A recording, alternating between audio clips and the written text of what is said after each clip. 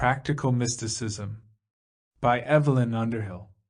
Chapter 1: What is Mysticism? Those who are interested in that special attitude towards the universe which is now loosely called mystical find themselves beset by a multitude of persons who are constantly asking, some with real fervor, some with curiosity, and some with disdain, what is mysticism? When referred to the writings of the mystics themselves, and to other works in which this question appears to be answered, these people reply that such books are wholly incomprehensible to them. On the other hand, the genuine inquirer will find before long a number of self-appointed apostles who are eager to answer his question in many strange and inconsistent ways, calculated to increase rather than resolve the obscurity of his mind. He will learn that mysticism is a philosophy, an illusion, a kind of religion, a disease, that it means having visions, performing conjuring tricks, leading an idle, dreamy, and selfish life, neglecting one's business, wallowing in vague spiritual emotions, and being in tune with the infinite.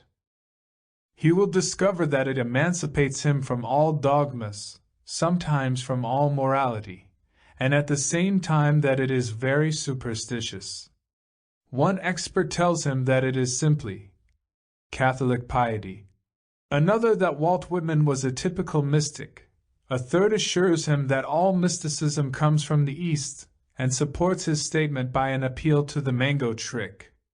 At the end of a prolonged course of lectures, sermons, tea parties, and talks with earnest persons, the inquirer is still heard saying, too often in tones of exasperation, what is mysticism? I dare not pretend to solve a problem which has provided so much good hunting in the past. It is indeed the object of this little essay to persuade the practical man to the one satisfactory course, that of discovering the answer for himself. Yet perhaps it will give confidence if I confess pears to cover all the ground, or at least, all that part of the ground which is worth covering. It will hardly stretch to the mango trick, but it finds room at once for the visionaries and the philosophers, for Walt Whitman and the saints. Here is the definition: mysticism is the art of union with reality. The mystic is a person who has attained that union in greater or less degree, or who aims at and believes in such attainment. It is not expected that the inquirer will find great comfort in this sentence when first it meets his eye. The ultimate question, what is reality? A question, perhaps, which never occurred to him before, is already forming in his mind, and he knows that it will cause him infinite distress. Only a mystic can answer it, and he, in terms which other mystics alone will understand. Therefore, for the time being, the practical man may put it on one side.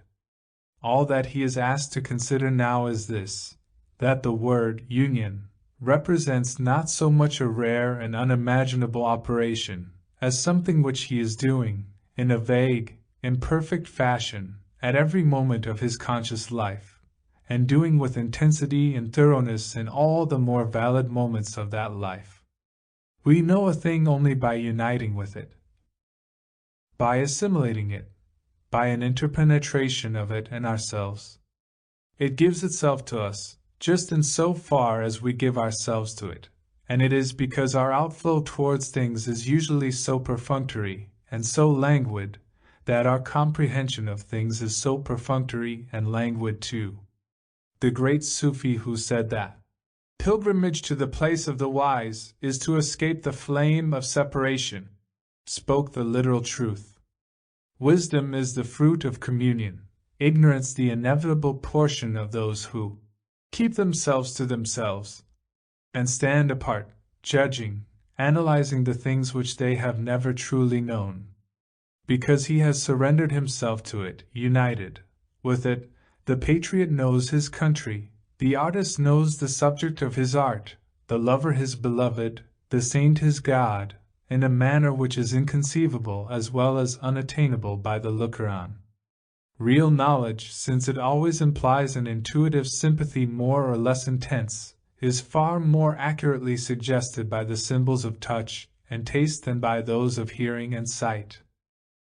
True, analytic thought follows swiftly upon the contact, the apprehension, the union, and we, in our muddle-headed way, have persuaded ourselves that this is the essential part of knowledge, that it is, in fact, more important to cook the hare than to catch it.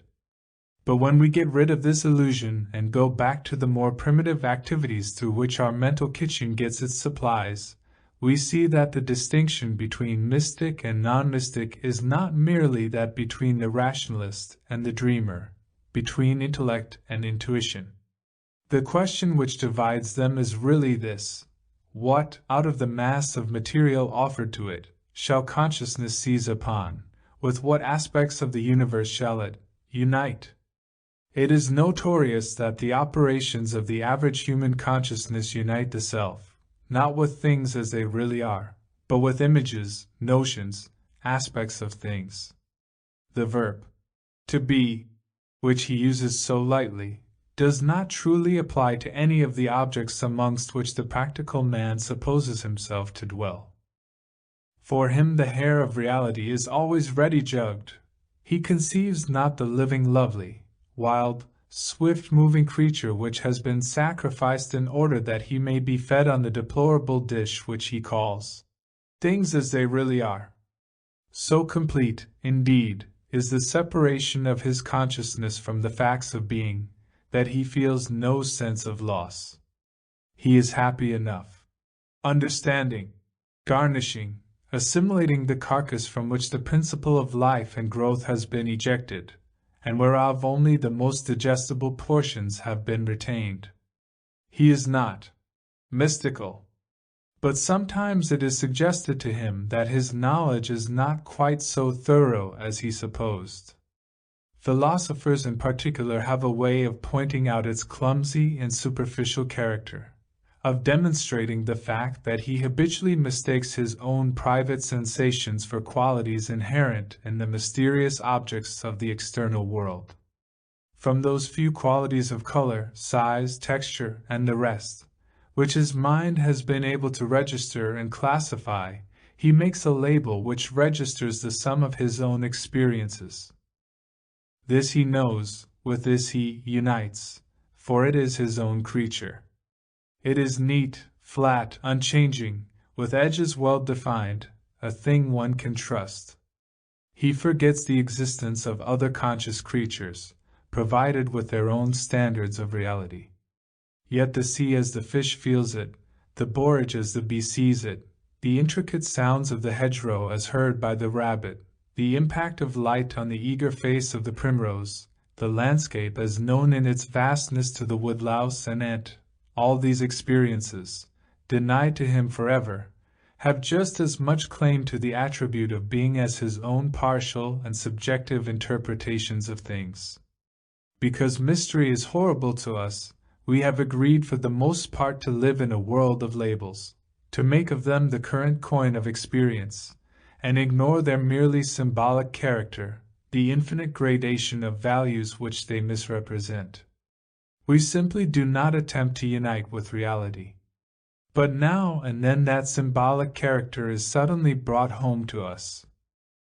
Some great emotion, some devastating visitation of beauty, love, or pain, lifts us to another level of consciousness, and we are aware for a moment of the difference between the neat collection of discrete objects and experiences which we call the world, and the height, the depth, the breadth of that living, growing, changing fact, of which thought, life, and energy are parts, and in which we live and move and have our being.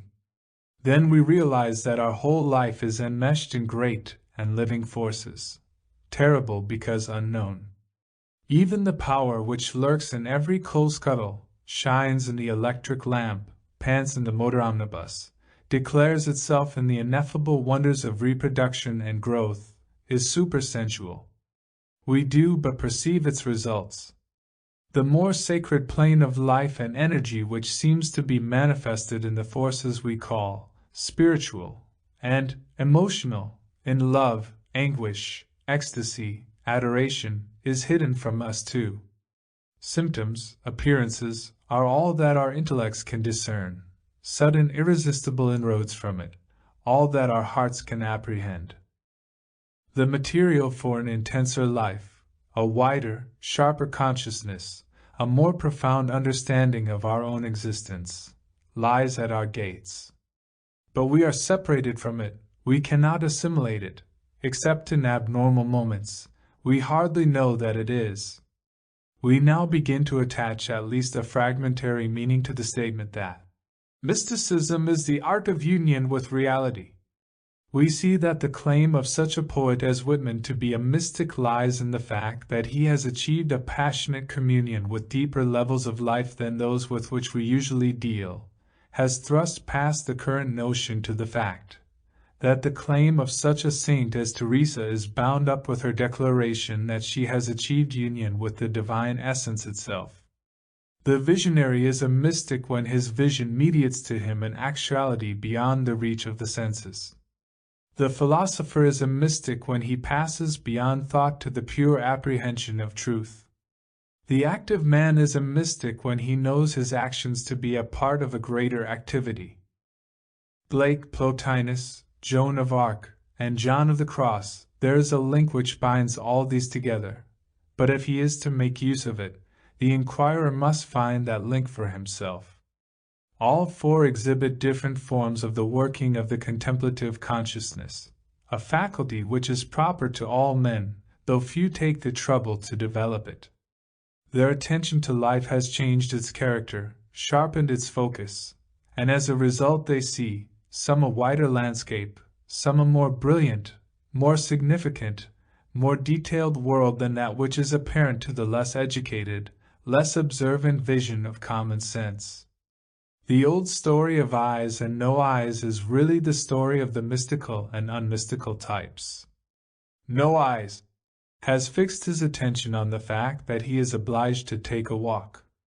For him the chief factor of existence is his own movement along the road, a movement which he intends to accomplish as efficiently and comfortably as he can. He asks not to know what may be on either side of the hedges. He ignores the caress of the wind until it threatens to remove his hat. He trudges along, steadily, diligently, avoiding the muddy pools, but oblivious of the light which they reflect. Eyes takes the walk too, and for him it is a perpetual revelation of beauty and wonder. The sunlight inebriates him, the winds delight him, the very effort of the journey is a joy. Magic presences throng the roadside, or cry salutations to him from the hidden fields. The rich world through which he moves lies in the foreground of his consciousness, and it gives up new secrets to him at every step. No Eyes, when told of his adventures, usually refuses to believe that both have gone by the same road. He fancies that his companion has been floating about in the air, or beset by agreeable hallucinations. We shall never persuade him to the contrary unless we persuade him to look for himself. Therefore it is to a practical mysticism that the practical man is here invited, to a training of his latent faculties, a bracing and brightening of his languid consciousness, an emancipation from the fetters of appearance, a turning of his attention to new levels of the world. Thus he may become aware of the universe which the spiritual artist is always trying to disclose to the race. This amount of mystical perception, this ordinary contemplation, as the specialists call it, is possible to all men. Without it, they are not wholly conscious, nor wholly alive. It is a natural human activity, no more involving the great powers and sublime experiences of the mystical saints and philosophers than the ordinary enjoyment of music involves the special creative powers of the great musician. As the beautiful does not exist for the artist and poet alone, though these can find in it more poignant depths of meaning than other men, so the world of reality exists for all, and all may participate in it, unite with it, according to their measure and to the strength and purity of their desire. For heaven ghostly, says the cloud of unknowing, is as nigh down as up, and up as down, behind as before as behind, on one side as other. Inasmuch that whoso had a true desire for to be at heaven, then that same time he were in heaven ghostly. For the high and the next way thither is run by desires, and not by paces of feet. None therefore is condemned, save by his own pride, sloth, or perversity, to the horrors of that which Blake called single vision, perpetual and undivided attention to the continuous cinematograph performance, which the mind has conspired with the senses to interpose between ourselves and the living world. Chapter 2: The World of Reality. The practical man may justly observe at this point that the world of single vision is the only world he knows, that it appears to him to be real, solid, and self-consistent, and that until the existence, at least, the probability, of other planes of reality is made clear to him, all talk of uniting with them is mere moonshine. Which confirms his opinion of mysticism as a game fit only for idle women and inferior poets. Plainly, then, it is the first business of the missionary to create, if he can, some feeling of dissatisfaction with the world within which the practical man has always lived and acted, to suggest something of its fragmentary and subjective character. We turn back therefore to a further examination of the truism, so obvious to those who are philosophers, so exasperating to those who are not, that man dwells, under normal conditions, in a world of imagination rather than a world of facts, that the universe in which he lives and at which he looks is but a construction which the mind has made from some few amongst the wealth of materials at its disposal. The relation of this universe to the world of fact is not unlike the relation between a tapestry picture and the scene which it imitates. You, practical man, are obliged to weave your image of the outer world upon the hard warp of your own mentality, which perpetually imposes its own convention, and checks the free representation of life. As a tapestry picture, however various and full of meaning, is ultimately reducible to little squares, so the world of common sense is ultimately reducible to a series of static elements conditioned by the machinery of the brain. Subtle curves, swift movement, delicate gradation, that machinery cannot represent. It leaves them out. From the countless suggestions, the tangle of many-colored wools which the real world presents to you, you snatch one here and there. Of these you weave together those which are the most useful, the most obvious, the most often repeated, which make a tidy and coherent pattern when seen on the right side. Shut up with this symbolic picture, you soon drop into the habit of behaving to it as though it were not a representation but a thing. On it you fix your attention, with it you unite.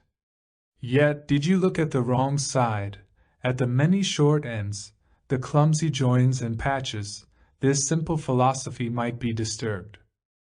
You would be forced to acknowledge the conventional character of the picture you have made so cleverly, the wholesale waste of material involved in the weaving of it, for only a few amongst the wealth of impressions we receive are seized and incorporated into our picture of the world. Further, it might occur to you that a slight alteration in the rhythm of the senses would place at your disposal a complete new range of material, opening your eyes and ears to sounds, colors, and movements now inaudible and invisible, removing from your universe those which you now regard as part of the established order of things. Even the strands which you have made use of might have been combined in some other way, with disastrous results to the world of common sense, yet without any diminution of their own reality.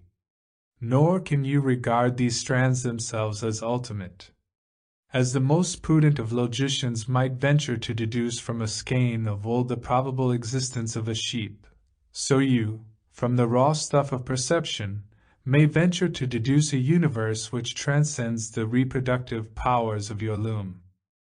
Even the camera of the photographer, more apt at contemplation than the mind of man, has shown us how limited are these powers in some directions, and enlightened us as to a few of the cruder errors of the person who accepts its products at face value, or, as he would say, believes his own eyes. It has shown us, for instance, that the galloping racehorse, with legs stretched out as we are used to see it, is a mythical animal, probably founded on the mental image or a running dog. No horse has ever galloped thus, but its real action is too quick for us, and we explain it to ourselves as something resembling the more deliberate dog action which we have caught and registered as it passed. The plain man's universe is full of racehorses which are really running dogs, of conventional waves, first seen in pictures and then imagined upon the sea, of psychological situations taken from books and applied to human life, of racial peculiarities generalized from insufficient data, and then, discovered, in actuality, of theological diagrams and scientific laws, flung upon the background of eternity as the magic lantern's image is reflected on the screen. The colored scene at which you look so trustfully owes, in fact, much of its character to the activities of the seer, to that process of thought, concept, cogitation, from which Keats prayed with so great an ardor to escape, when he exclaimed in words which will seem to you, according to the temper of your mind, either an invitation to the higher laziness or one of the most profound aspirations of the soul. Oh, for a life of sensations rather than thoughts! He felt, as all the poets have felt with him, that another, lovelier world, tinted with unimaginable wonders, alive with ultimate music, awaited those who could free themselves from the fetters of the mind, lay down the shuttle and the weaver's comb, and reach out beyond the conceptual image to intuitive contact with the thing. There are certain happy accidents which have the power of inducting man for a moment into this richer and more vital world. These stop, as one old mystic said, the wheel of his imagination, the dreadful energy of his image-making power weaving up and transmuting the incoming messages of sense. They snatch him from the loom and place him, in the naked simplicity of his spirit, face to face with that other than himself whence the materials of his industry have come. In these hours human consciousness ascends from thought to contemplation, becomes at least aware of the world in which the mystics dwell, and perceives for an instant, as St. Augustine did, the light that never changes, above the eye of the soul, above the intelligence.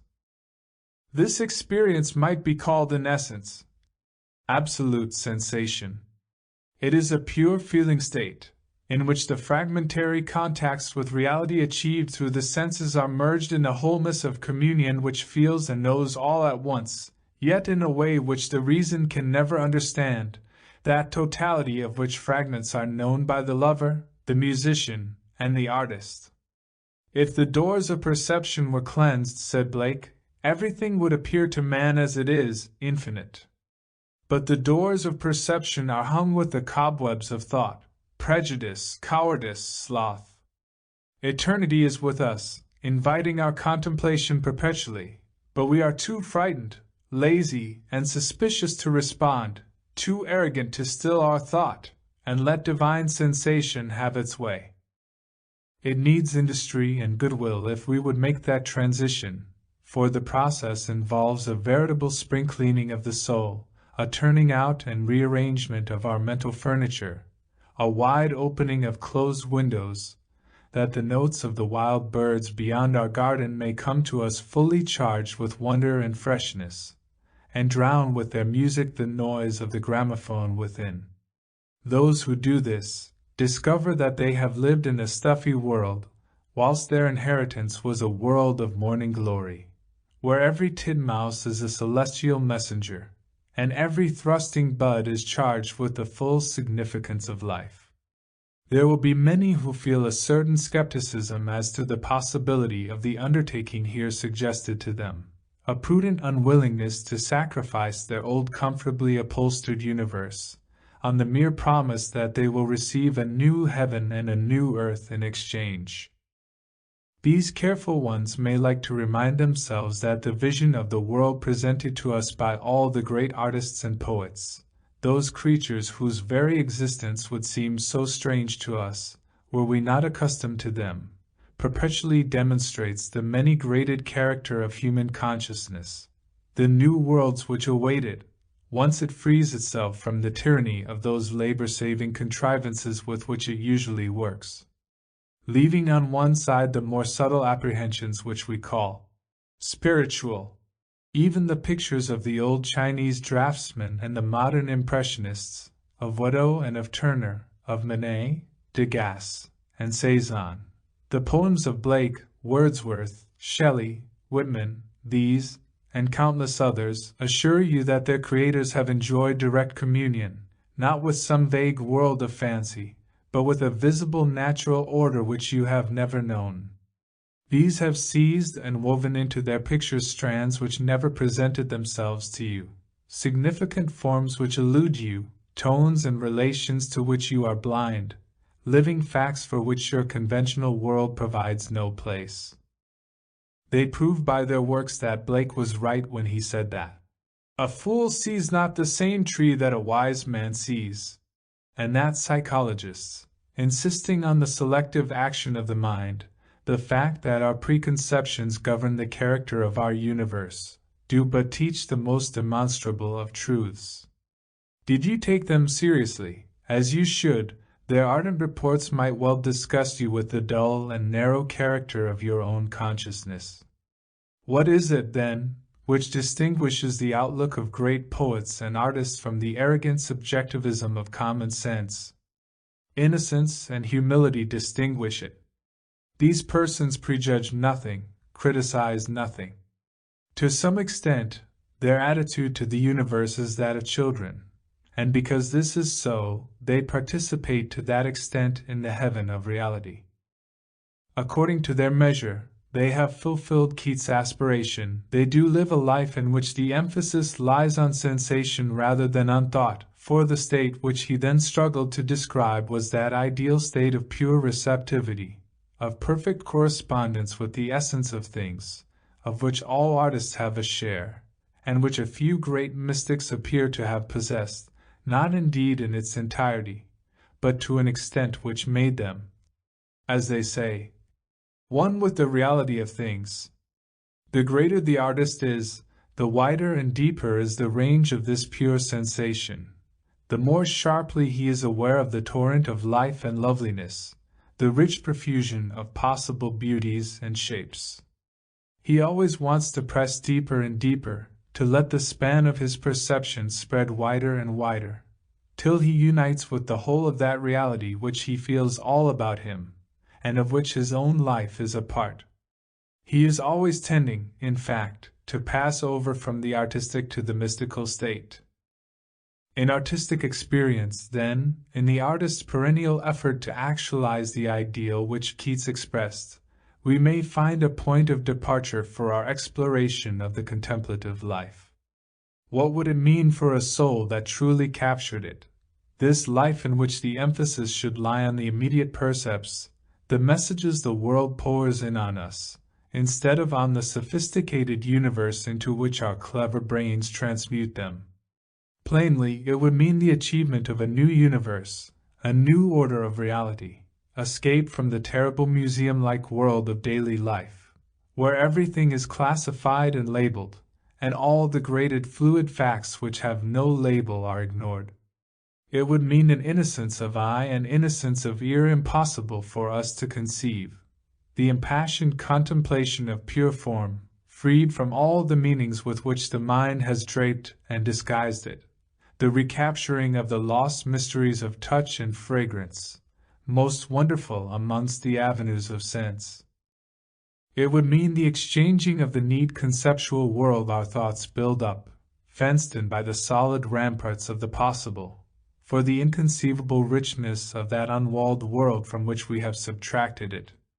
It would mean that we should receive from every flower, not merely a beautiful image to which the label, flower, has been affixed, but the full impact of its unimaginable beauty and wonder, the direct sensation of life having communion with life, that the sense of ceasing rain, the voice of trees, the deep softness of the kitten's fur, the acrid touch of sorrel on the tongue, should be in themselves profound, complete, and simple experiences, calling forth simplicity of response in our souls. Thus understood, the life of pure sensation is the meat and drink of poetry, and one of the most accessible avenues to that union with reality which the mystic declares to us as the very object of life. But the poet must take that living stuff direct from the field and river, without sophistication, without criticism, as the life of the soul is taken direct from the altar. With an awe that admits not of analysis. He must not subject it to the cooking, filtering process of the brain. It is because he knows how to elude this dreadful sophistication of reality, because his attitude to the universe is governed by the supreme artistic virtues of humility and love, that poetry is what it is, and I include in the sweep of poetic art the colored poetry of the painter, and the wordless poetry of the musician and the dancer too. At this point the critical reader will certainly offer an objection. "You have been inviting me," he will say, "to do nothing more or less than trust my senses, and this too on the authority of those impracticable dreamers the poets. Now it is notorious that our senses deceive us. Every one knows that, and even your own remarks have already suggested it. How, then, can a wholesale and uncritical acceptance of my sensations help me to unite with reality? Many of these sensations we share with the animals. In some, the animals obviously surpass us. Would you suggest that my terrier, smelling his way through an uncoordinated universe, is a better mystic than I? To this I reply that the terrier's contacts with the world are doubtless crude and imperfect, yet he has indeed preserved a directness of apprehension which you have lost. He gets and responds to the real smell, not a notion or a name.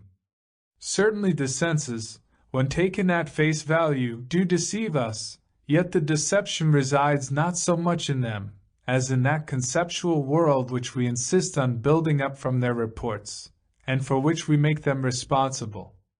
They deceive us less when we receive these reports uncooked and unclassified, as simple and direct experiences. Then, behind the special and imperfect stammerings which we call color, sound, fragrance, and the rest, we sometimes discern a whole fact, at once divinely simple and infinitely various, from which these partial messages proceed, and which seeks as it were to utter itself in them. And we feel, when this is so, that the fact thus glimpsed is of an immense significance, imparting to that aspect of the world which we are able to perceive all the significance, all the character which it possesses. The more of the artist there is in us, the more intense that significance, that character will seem, the more complete, too, will be our conviction that our uneasiness, the vagueness of our reactions to things, would be cured could we reach and unite with the fact, instead of our notion of it. And it is just such an act of union, reached through the clarified channels of sense and unadulterated by the content of thought, which the great artist or poet achieves. We seem in these words to have come far from the mystic, and that contemplative consciousness wherewith he ascends to the contact of truth. As a matter of fact, we are merely considering that consciousness in its most natural and accessible form, for contemplation is, on the one hand, the essential activity of all artists, on the other, the art through which those who choose to learn and practice it may share in some fragmentary degree, according to their measure, the special experience of the mystic and the poet. By it they may achieve that virginal outlook upon things, that celestial power of communion with veritable life, which comes when that which we call sensation is freed from the tyranny of that which we call thought. The artist is no more and no less than a contemplative who has learned to express himself, and who tells his love in color, speech, or sound. The mystic, upon one side of his nature, is an artist of a special and exalted kind, who tries to express something of the revelation he has received, mediates between reality and the race. In the game of give and take which goes on between the human consciousness and the external world, both have learned to put the emphasis upon the message from without, rather than on their own reaction to and rearrangement of it. Both have exchanged the false imagination which draws the sensations and intuitions of the self into its own narrow circle, and there distorts and transforms them, for the true imagination which pours itself out, eager, adventurous, and self-giving, towards the greater universe. Chapter 3: The Preparation of the Mystic. Here the practical man will naturally say, "And pray how am I going to do this? How shall I detach myself from the artificial world to which I am accustomed? Where is the brake that shall stop the wheel of my image-making mind?" I answer, you are going to do it by an educative process, a drill, of which the first stages will, indeed, be hard enough. You have already acknowledged the need of such mental drill, such deliberate selective acts, in respect to the smaller matters of life.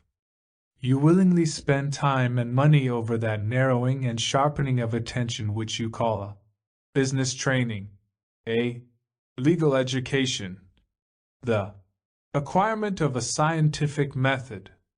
But this new undertaking will involve the development and the training of a layer of your consciousness which has lain fallow in the past, the acquirement of a method you have never used before. It is reasonable, even reassuring, that hard work and discipline should be needed for this, that it should demand of you, if not the renunciation of the cloister, at least the virtues of the golf course. The education of the mystical sense begins in self-simplification. The feeling, willing, seeing self is to move from the various and the analytic to the simple and the synthetic, a sentence which may cause hard breathing and mopping of the brows on the part of the practical man. Yet it is to you, practical man, reading these pages as you rush through the tube to the practical work of rearranging unimportant fragments of your universe, that this message so needed by your time, or rather, by your want of time, is addressed.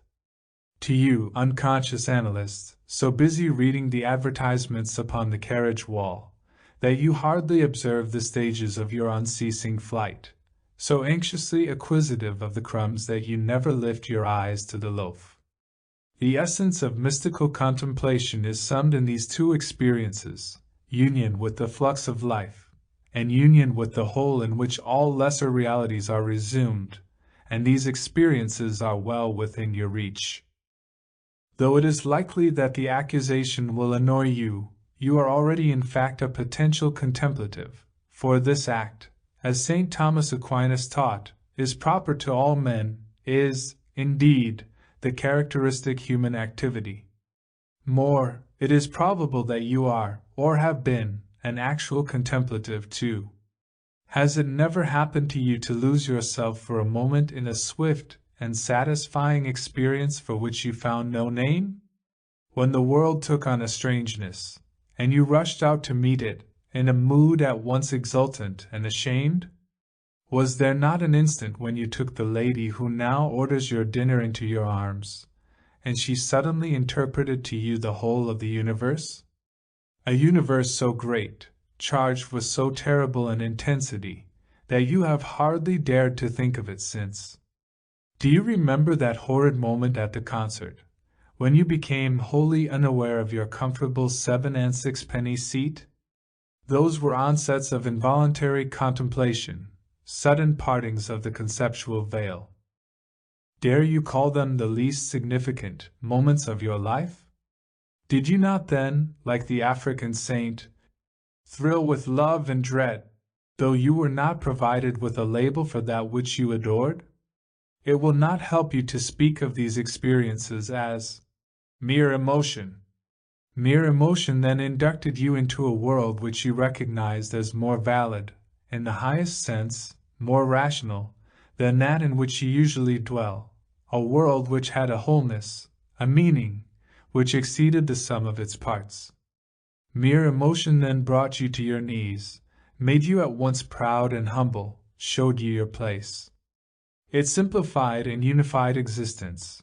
It stripped off the little accidents and ornaments which perpetually deflect our vagrant attention, and gathered up the whole being of you into one state, which felt and knew a reality that your intelligence could not comprehend. Such an emotion is the driving power of spirit, an august and ultimate thing, and this your innermost inhabitant felt it to be, whilst your eyes were open to the light.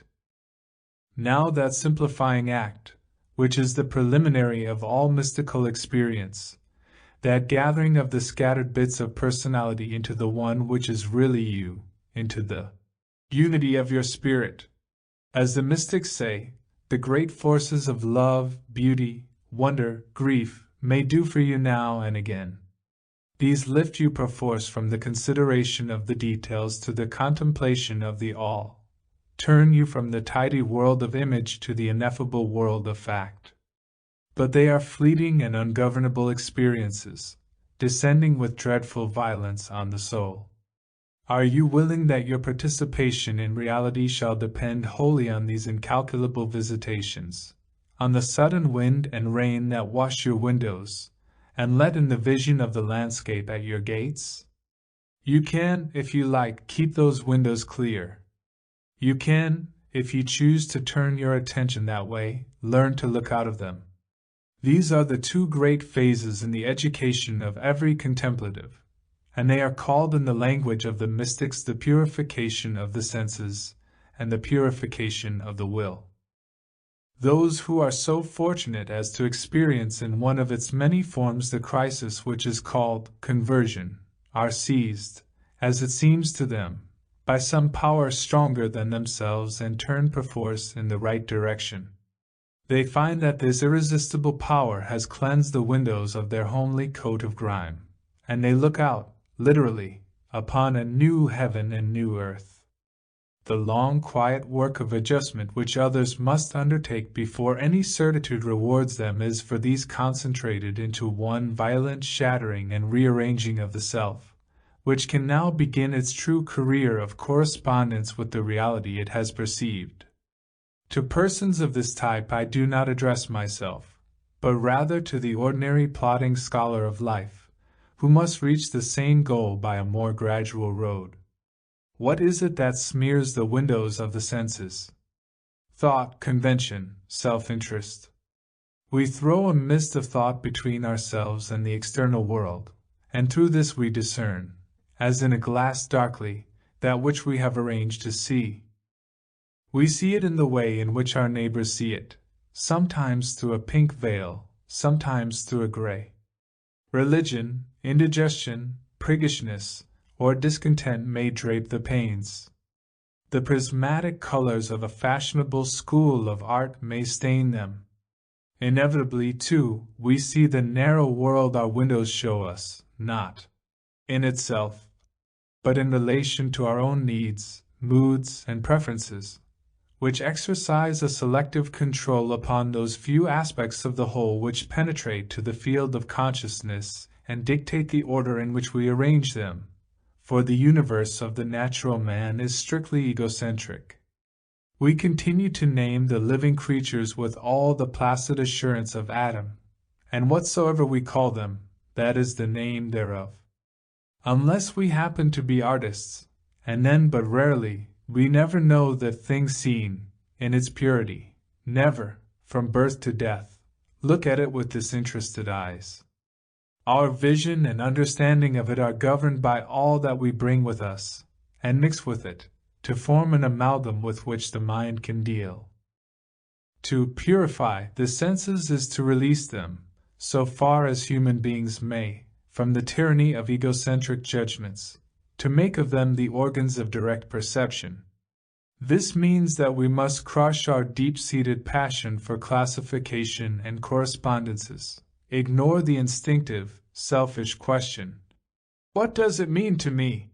Learn to dip ourselves in the universe at our gates, and know it, not from without by comprehension, but from within by self-mergence.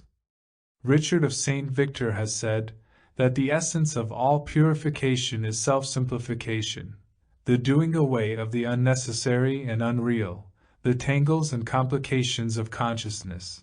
And we must remember that when these masters of the spiritual life speak of purity, they have in their minds no thin, abstract notion of a rule of conduct stripped of all color and compounded chiefly of refusals, such as a more modern, more arid asceticism set up. Their purity is an affirmative state, something strong, clean, and crystalline, capable of a wholeness of adjustment to the wholeness of a God-inhabited world. The pure soul is like a lens from which all irrelevancies and excrescences, all the beams and motes of egotism and prejudice, have been removed, so that it may reflect a clear image of the one transcendent fact within which all other facts are held. All which I took from thee I did but take, not for thy harms, but just that thou mightst seek it in my arms. All the details of existence, all satisfactions of the heart and mind, are resumed within that transcendent fact, as all the colors of the spectrum are included in white light, and we possess them best by passing beyond them, by following back the many to the one. The simple eye of contemplation, about which the mystic writers say so much, is then a synthetic sense, which sees that white light in which all color is, without discrete analysis of its properties. The simple ear which discerns the celestial melody, hears that tone in which all music is resumed, thus achieving that ecstatic life of sensation without thought, which Keats perceived to be the substance of true happiness. But you, practical man, have lived all your days amongst the illusions of multiplicity. Though you are using at every instant your innate tendency to synthesis and simplification, since this alone creates the semblance of order in your universe, though what you call seeing and hearing are themselves great unifying acts, yet your attention to life has been deliberately adjusted to a world of frittered values and prismatic refracted lights, full of incompatible interests, of people, principles, things. Ambitions and affections, tastes and prejudices, are fighting for your attention. Your poor, worried consciousness flies to and fro amongst them. It has become a restless and a complicated thing. At this very moment your thoughts are buzzing like a swarm of bees. The reduction of this fevered complex to a unity appears to be a task beyond all human power. Yet the situation is not as hopeless for you as it seems. All this is only happening upon the periphery of the mind, where it touches and reacts to the world of appearance. At the center there is a stillness which even you are not able to break. There, the rhythm of your duration is one with the rhythm of the universal life. There your essential self exists, the permanent being which persists through and behind the flow and change of your conscious states. You have been snatched to that center once or twice. Turn your consciousness inward to it deliberately. Retreat to that point whence all the various lines of your activities flow, and to which at last they must return.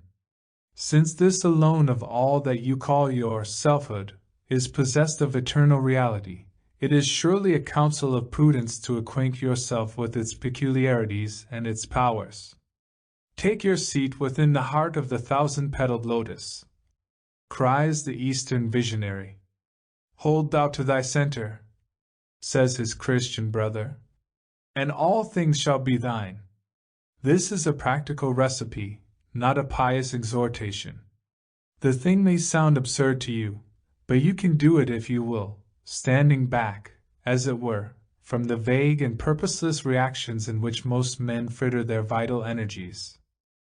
Then you can survey with a certain calm, a certain detachment, your universe and the possibilities of life within it, can discern too, if you be at all inclined to mystical adventure, the stages of the road along which you must pass on your way towards harmony with the real. This universe, these possibilities, are far richer, yet far simpler than you have supposed. Seen from the true center of personality, instead of the usual angle of self-interest, their scattered parts arrange themselves in order, you begin to perceive those graduated levels of reality with which a purified and intensified consciousness can unite. So, too, the road is more logically planned, falls into more comprehensible stages, than those who dwell in a world of single vision are willing to believe. Now it is a paradox of human life, often observed even by the most concrete and unimaginative of philosophers, that man seems to be poised between two contradictory orders of reality. Two planes of existence, or perhaps two ways of apprehending existence, lie within the possible span of his consciousness. That great pair of opposites which metaphysicians call being and becoming, eternity and time, unity and multiplicity, and others mean, when they speak of the spiritual and the natural worlds, represents the two extreme forms under which the universe can be realized by him. The greatest men, those whose consciousness is extended to full span, can grasp, be aware of, both. They know themselves to live, both in the discrete, manifested, ever-changeful parts and appearances, and also in the whole fact. They react fully to both. For them there is no conflict between the parochial and the patriotic sense. More than this, a deep instinct sometimes assures them that the inner spring or secret of that whole fact is also the inner spring and secret of their individual lives, and that here, in this third factor, the disharmonies between the part and the whole are resolved. As they know themselves to dwell in the world of time and yet to be capable of transcending it, so the ultimate reality, they think, inhabits yet inconceivably exceeds all that they know to be, as the soul of the musician controls and exceeds not merely each note of the flowing melody, but also the whole of that symphony in which these cadences must play their part. That invulnerable spark of vivid life, that inward light, which these men find at their own centers when they seek for it, is for them an earnest of the uncreated light, the ineffable splendor of God, dwelling at, and energizing within the heart of things, for this spark is at once one with, yet separate from, the universal soul. So then, man, in the person of his greatest and most living representatives, feels himself to have implicit correspondences with three levels of existence, which we may call the natural, the spiritual, and the divine.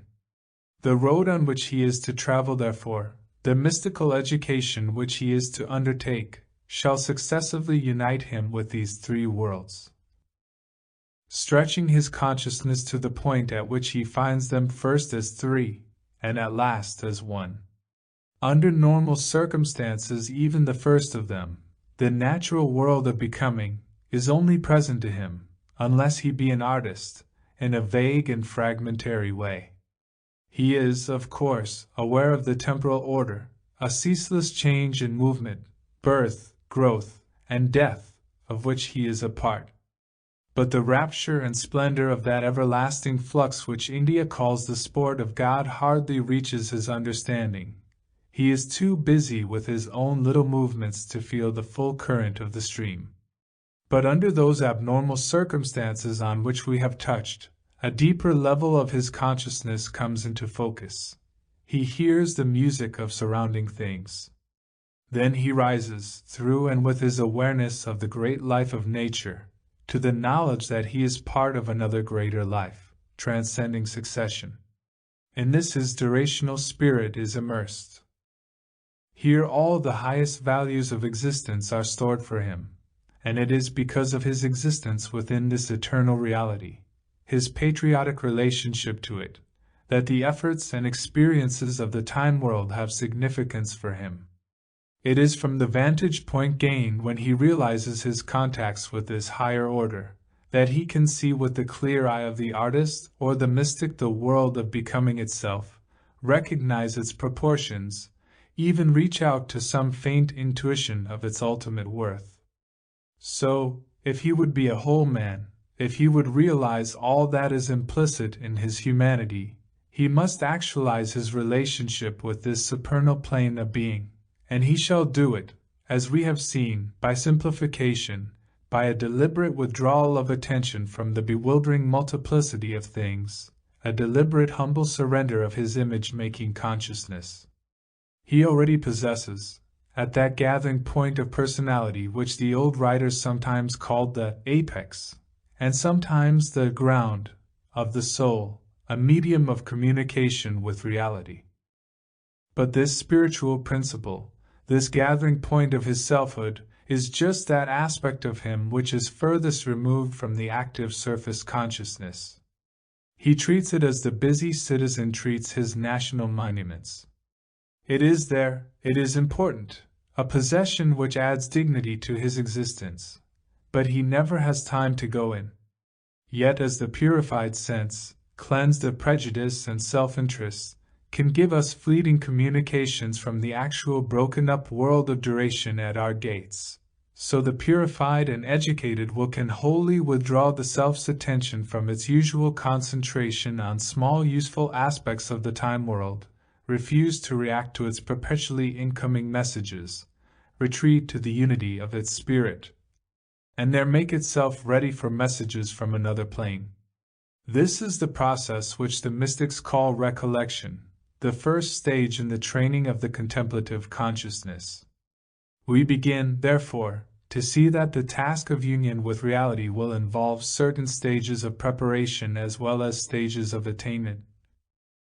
And these stages of preparation, for some disinterested souls easy and rapid, for others long and full of pain, may be grouped under two heads. First, the disciplining and simplifying of the attention, which is the essence of recollection. Next, the disciplining and simplifying of the affections and will, the orientation of the heart, which is sometimes called by the formidable name of purgation. So the practical mysticism of the plain man will best be grasped by him as a five-fold scheme of training and growth, in which the first two stages prepare the self for union with reality, and the last three unite it successively with the world of becoming, the world of being, and finally with that ultimate fact which the philosopher calls the Absolute and the religious mystic calls God. Chapter 4: Meditation and Recollection. Recollection, the art which the practical man is now invited to learn, is in essence no more and no less than the subjection of the attention to the control of the will. It is not, therefore, a purely mystical activity. In one form or another it is demanded of all who would get control of their own mental processes, and does or should represent the first great step in the education of the human consciousness. So slothful, however, is man in all that concerns his higher faculties, that few deliberately undertake this education at all. They are content to make their contacts with things by a vague, unregulated power, ever apt to play truant, ever apt to fail them. Unless they be spurred to it by that passion for ultimate things which expresses itself in religion, philosophy, or art, they seldom learn the secret of a voluntary concentration of the mind. Since the philosopher's interests are mainly objective, and the artist seldom cogitates on his own processes, it is, in the end, to the initiate of religion that we are forced to go, if we would learn how to undertake this training for ourselves. The religious contemplative has this further attraction for us, that he is by nature a missionary as well. The vision which he has achieved is the vision of an intensely loving heart, and love, which cannot keep itself to itself, urges him to tell the news as widely and as clearly as he may. In his works, he is ever trying to reveal the secret of his own deeper life and wider vision, and to help his fellow men to share it. Hence he provides the clearest, most orderly, most practical teachings on the art of contemplation that we are likely to find. True, our purpose in attempting this art may seem to us very different from his, though if we carry out the principles involved to their last term, we shall probably find that they have brought us to the place at which he aimed from the first. But the method, in its earlier stages, must be the same, whether we call the reality which is the object of our quest aesthetic, cosmic, or divine. The athlete must develop much the same muscles, endure much the same discipline, whatever be the game he means to play.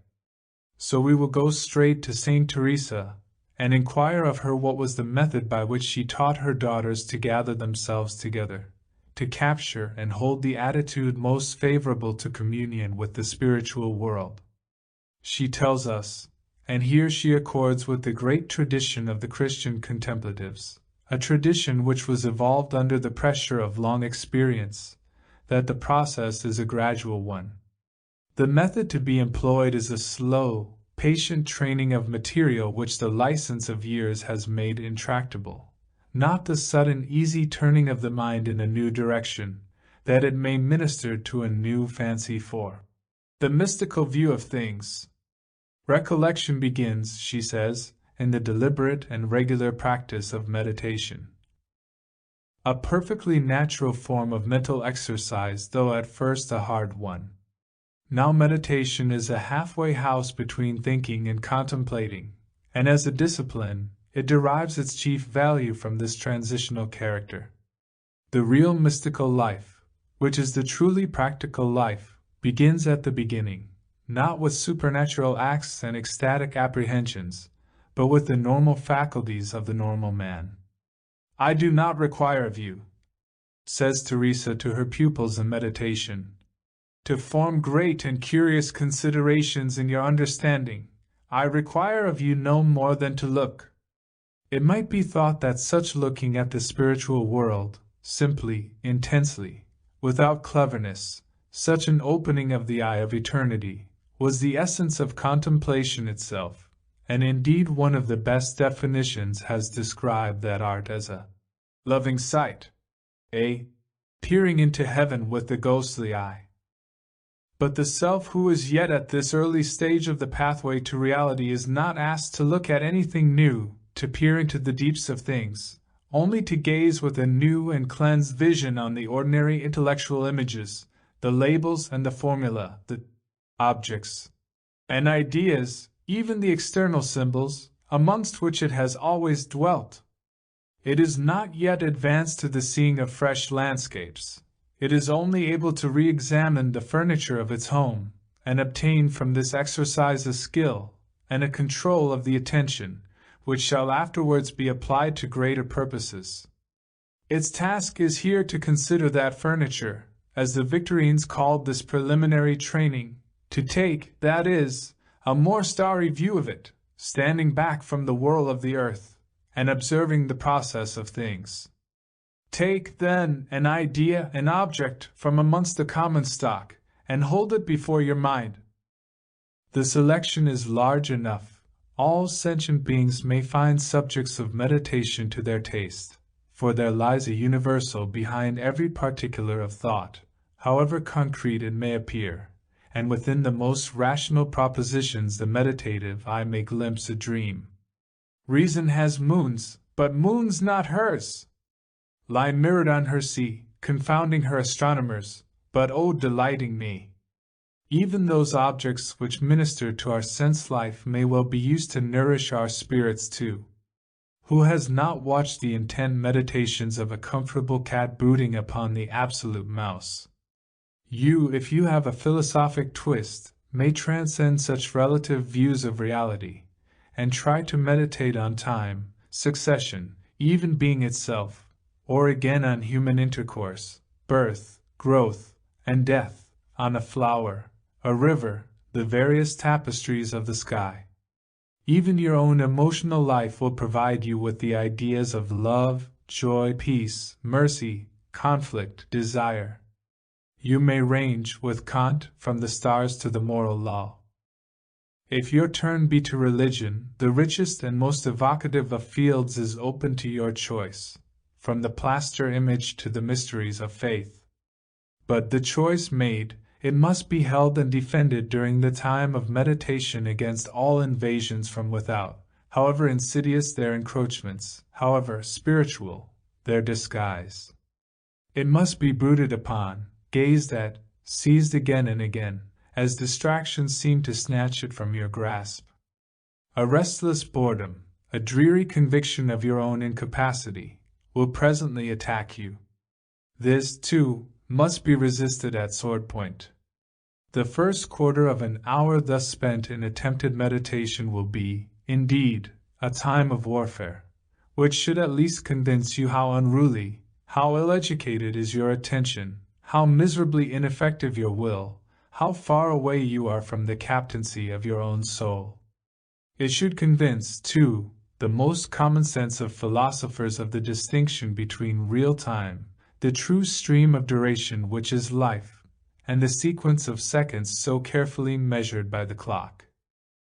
Never before has the stream flowed so slowly, or 15 minutes taken so long to pass. Consciousness has been lifted to a longer, slower rhythm, and is not yet adjusted to its solemn march. But striving for this new poise, intent on the achievement of it, presently it will happen to you to find that you have indeed, though how you know not, entered upon a fresh plane of perception, altered your relation with things. First, the subject of your meditation begins, as you surrender to its influence, to exhibit unsuspected meaning, beauty, power. A perpetual growth of significance keeps pace with the increase of attention which you bring to bear on it, that attention which is the one agent of all your apprehensions, physical and mental alike. It ceases to be thin and abstract. You sink as it were into the deeps of it, rest in it, unite with it, and learn in this still, intent communion, something of its depth and breadth and height, as we learn by direct intercourse to know our friends. Moreover, as your meditation becomes deeper, it will defend you from the perpetual assaults of the outer world. You will hear the busy hum of that world as a distant exterior melody, and know yourself to be in some sort withdrawn from it. You have set a ring of silence between you and it, and behold, within that silence you are free. You will look at the colored scene, and it will seem to you thin and papery, only one amongst countless possible images of a deeper life as yet beyond your reach. And gradually, you will come to be aware of an entity, a you, who can thus hold at arm's length, be aware of, look at, an idea, a universe, other than itself. By this voluntary painful act of concentration, this first step upon the ladder which goes, as the mystics would say, from multiplicity to unity, you have to some extent withdrawn yourself from that union with unrealities, with notions and concepts, which has hitherto contented you, and at once all the values of existence are changed. The road to a ya lies through an a.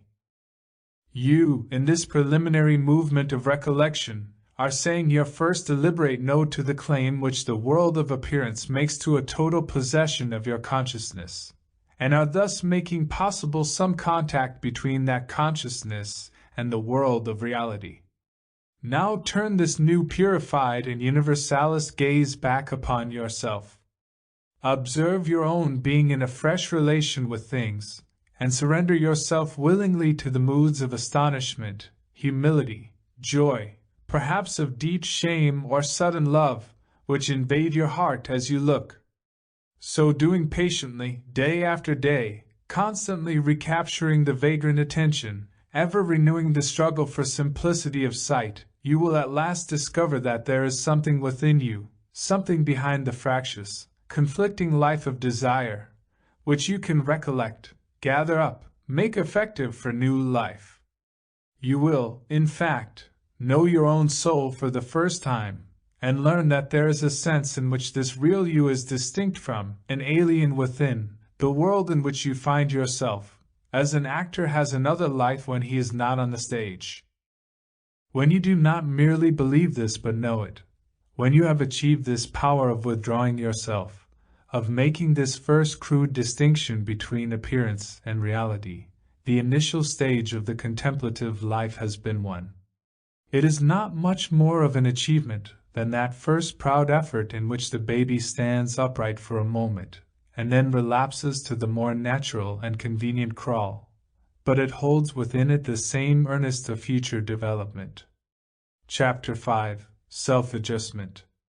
So, in a measure, you have found yourself, have retreated behind all that flowing appearance, that busy, unstable consciousness with its moods and obsessions, its feverish alternations of interest and apathy, its conflicts and irrational impulses, which even the psychologists mistake for you.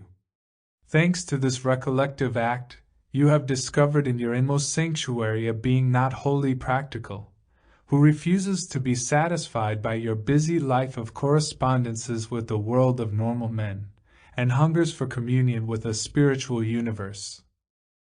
And this thing so foreign to your surface consciousness, yet familiar to it and continuous with it, you recognize as the true self whose existence you always took for granted, but whom you have only known hitherto in its scattered manifestations. That art thou. This climb up the mountain of self-knowledge, said the Victorine mystics, is the necessary prelude to all illumination. Only at its summit do we discover, as Dante did, the beginning of the pathway to reality.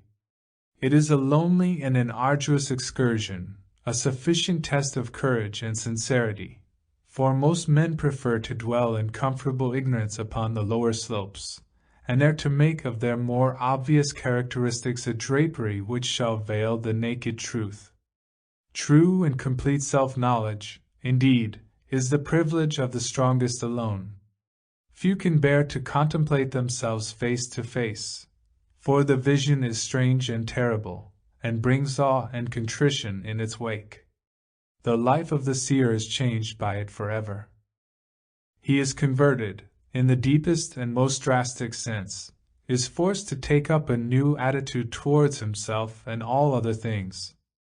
Likely enough, if you really knew yourself, saw your own dim character, perpetually at the mercy of its environment, your true motives stripped for inspection and measured against eternal values, your unacknowledged self-indulgences, your irrational loves and hates, you would be compelled to remodel your whole existence, and become for the first time a practical man. But you have done what you can in this direction, have at last discovered your own deeper being, your eternal spark, the agent of all your contacts with reality. You have often read about it. Now you have met it, know for a fact that it is there. What next? What changes, what readjustments will this self-revelation involve for you? You will have noticed, as with practice your familiarity with the state of recollection has increased, that the kind of consciousness which it brings with it, the sort of attitude which it demands of you, conflict sharply with the consciousness and the attitude which you have found so appropriate to your ordinary life in the past. They make this old attitude appear childish, unworthy, at last absurd. By this first deliberate effort to attend to reality you are at once brought face to face with that dreadful revelation of disharmony, unrealness, an interior muddle which the blunt moralists call conviction of sin. Never again need those moralists point out to you the inherent silliness of your earnest pursuit of impermanent things, your solemn concentration upon the game of getting on. Nonetheless, this attitude persists. Again and again you swing back to it. Something more than realization is needed if you are to adjust yourself to your new vision of the world. This game which you have played so long has formed and conditioned you, developing certain qualities and perceptions, leaving the rest in abeyance, so that now, suddenly asked to play another, which demands fresh movements, alertness of a different sort, your mental muscles are intractable, your attention refuses to respond. Nothing less will serve you here than that drastic remodeling of character which the mystics call purgation, the second stage in the training of the human consciousness for participation in reality.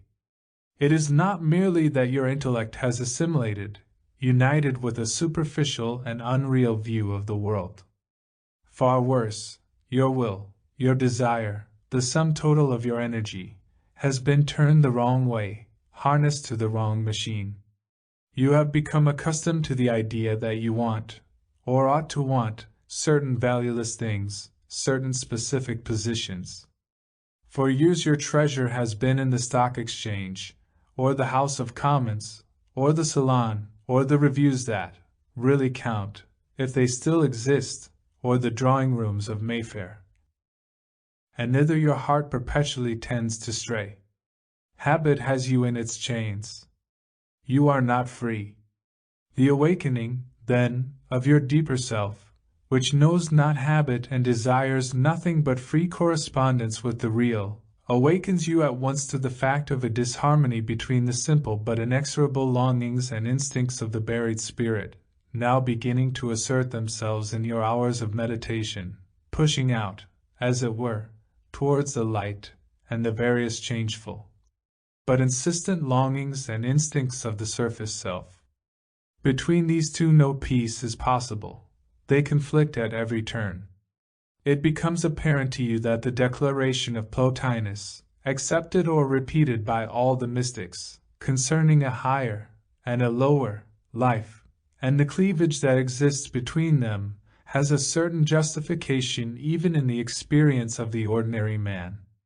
That great thinker and ecstatic said that all human personality was thus twofold, thus capable of correspondence with two orders of existence.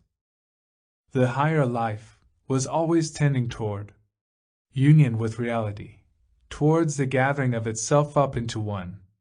The lower life, framed for correspondence with the outward world of multiplicity, was always tending to fall downwards, and fritter the powers of the self among external things. This is but a restatement, in terms of practical existence, of the fact which recollection brought home to us, that the human self is transitional, neither angel nor animal, capable of living towards either eternity or time. But it is one thing to frame beautiful theories on these subjects, another when the unresolved dualism of your own personality, though you may not give it this high-sounding name, becomes the main fact of consciousness, perpetually reasserts itself as a vital problem, and refuses to take academic rank. This state of things means the acute discomfort which ensues on being pulled two ways at once. The uneasy swaying of attention between two incompatible ideals, the alternating conviction that there is something wrong, perverse, poisonous, about life as you have always lived it, and something hopelessly ethereal about the life which your innermost inhabitant wants to live, these disagreeable sensations grow stronger and stronger. First one and then the other asserts itself. You fluctuate miserably between their attractions and their claims, and will have no peace until these claims have been met, and the apparent opposition between them resolved.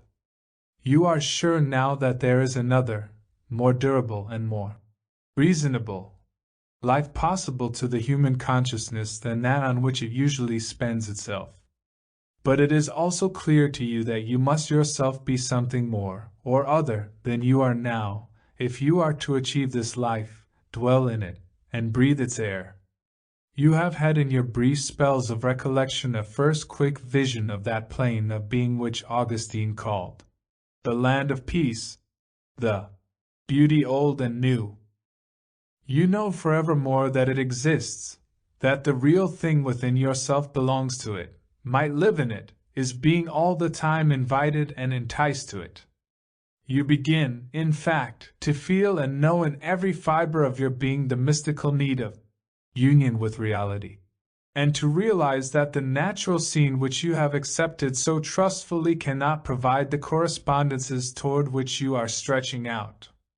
Nevertheless, it is to correspondences with this natural order that you have given for many years your full attention, your desire, your will.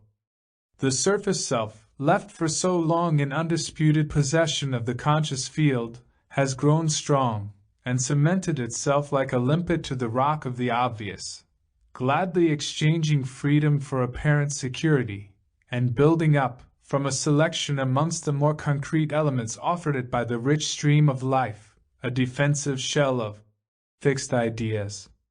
It is useless to speak kindly to the limpet. You must detach it by main force. That old comfortable clinging life, protected by its hard shell from the living waters of the sea, must now come to an end. A conflict of some kind, a severance of old habits, old notions, old prejudices, is here inevitable for you, and a decision as to the form which the new adjustments must take. Now, although in a general way we may regard the practical man's attitude to existence as a limpet-like adherence to the unreal, yet, from another point of view, fixity of purpose and desire is the last thing we can attribute to him. His mind is full of little whirlpools, twists and currents, conflicting systems, incompatible desires. One after another, he centers himself on ambition, love, duty, friendship, social convention, politics, religion, self-interest in one of its myriad forms, making of each a core round which whole sections of his life are arranged. One after another, these things either fail him or enslave him. Sometimes they become obsessions, distorting his judgment, narrowing his outlook, coloring his whole existence. Sometimes they develop inconsistent characters which involve him in public difficulties, private compromises and self-deceptions of every kind. They split his attention, fritter his powers. This state of affairs, which usually passes for an active life, begins to take on a different complexion when looked at with the simple eye of meditation. Then we observe that the plain man's world is in a muddle, just because he has tried to arrange its major interests round himself as round a center, and he is neither strong enough nor clever enough for the job. He has made a wretched little whirlpool in the mighty river of becoming, interrupting, as he imagines, in his own interest, its even flow, and within that whirlpool are numerous petty complexes and countercurrents, amongst which his will and attention fly to and fro in a continual state of unrest.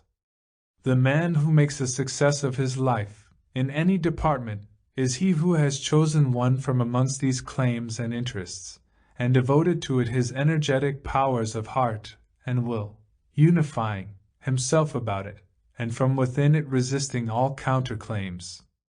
He has one objective, one center, has killed out the lesser ones, and simplified himself. Now the artist, the discoverer, the philosopher, the lover, the patriot, the true enthusiast for any form of life, can only achieve the full reality to which his special art or passion gives access by innumerable renunciations. He must kill out the smaller centers of interest, in order that his whole will, love, and attention may pour itself out towards, seize upon, unite with, that special manifestation of the beauty and significance of the universe to which he is drawn. So, too, a deliberate self-simplification, a purgation, of the heart and will, is demanded of those who would develop the form of consciousness called mystical. All your power, all your resolution, is needed if you are to succeed in this adventure. There must be no frittering of energy, no mixture of motives. We hear much of the mystical temperament, the mystical vision. The mystical character is far more important, and its chief ingredients are courage, singleness of heart, and self-control. It is towards the perfecting of these military virtues, not to the production of a pious softness, that the discipline of asceticism is largely directed, and the ascetic foundation, in one form or another, is the only enduring foundation of a sane contemplative life. You cannot, until you have steadied yourself, found a poise, and begun to resist some amongst the innumerable claims which the world of appearance perpetually makes upon you, attention and your desire, make much use of the new power which recollection has disclosed to you, and this recollection itself, so long as it remains merely a matter of attention and does not involve the heart, is no better than a psychic trick. You are committed, therefore, as the fruit of your first attempts at self-knowledge, to a deliberate, probably a difficult, rearrangement of your character, to the stern course of self-discipline, the voluntary acts of choice on the one hand and of rejection on the other, which ascetic writers describe under the formidable names of detachment and mortification. By detachment they mean the eviction of the limpet from its crevice, the refusal to anchor yourself to material things, to regard existence from the personal standpoint, or confuse custom with necessity. By mortification, they mean the resolving of the turbulent whirlpools and currents of your own conflicting passions, interests, desires, the killing out of all those tendencies which the peaceful vision of recollection would condemn, and which create the fundamental opposition between your interior and exterior life. What then, in the last resort, is the source of this opposition, the true reason of your uneasiness, your unrest? The reason lies not in any real incompatibility between the interests of the temporal and the eternal orders, which are but two aspects of one fact, two expressions of one love. It lies solely in yourself, in your attitude towards the world of things. You are enslaved by the verb, to have. All your reactions to life consist in corporate or individual demands, appetites, wants. That love of life, of which we sometimes speak, is mostly cupboard love. We are quick to snap at her ankles when she locks the larder door, a proceeding which we dignify by the name of pessimism. The mystic knows not this attitude of demand. He tells us again and again that he is rid of all his asking, that henceforth the heat of having shall never scorch him more. Compare this with your normal attitude to the world, practical man, your quiet certitude that you are well within your rights and pushing the claims of the I, the me, the mine. Your habit, if you be religious, of asking for the weather and the government that you want, of persuading the supernal powers to take a special interest in your national or personal health and prosperity. How often in each day do you deliberately revert to an attitude of disinterested adoration?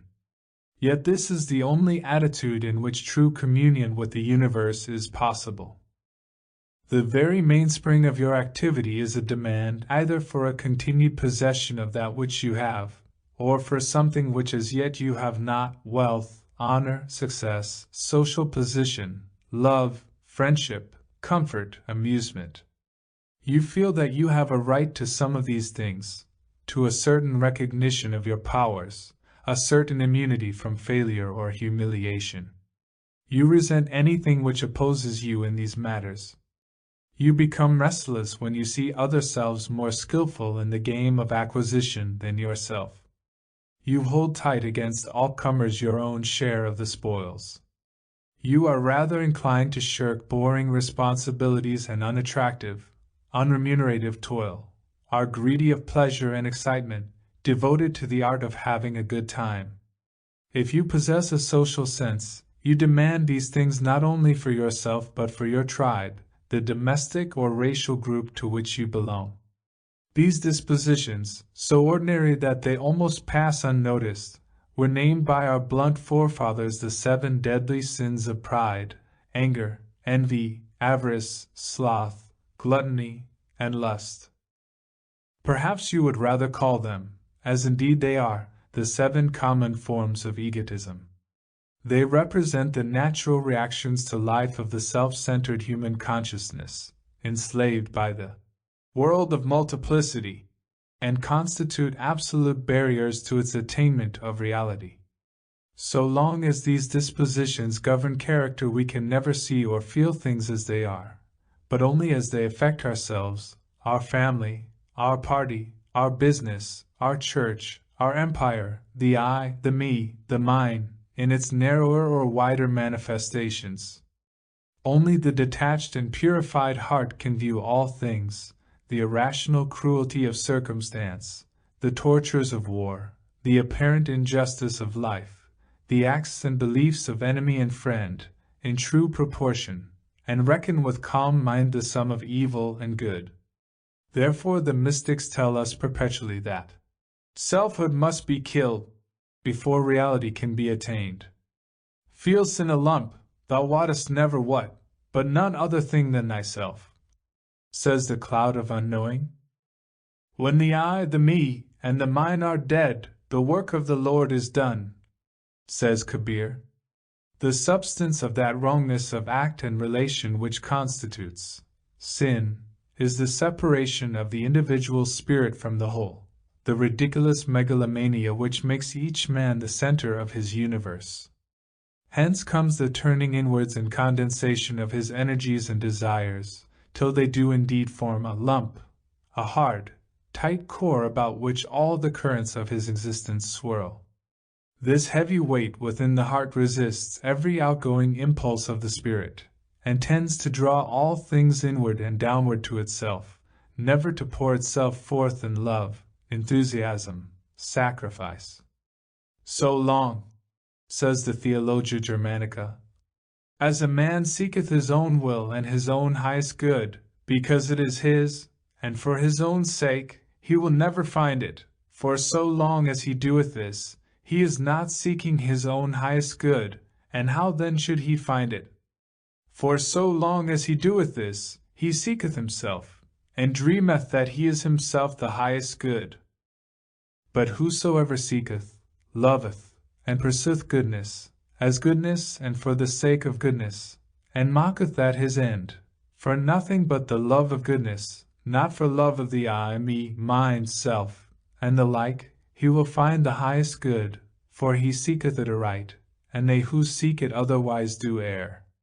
So it is disinterestedness, the saints' and poets' love of things for their own sakes, the vision of the charitable heart, which is the secret of union with reality, and the condition of all real knowledge.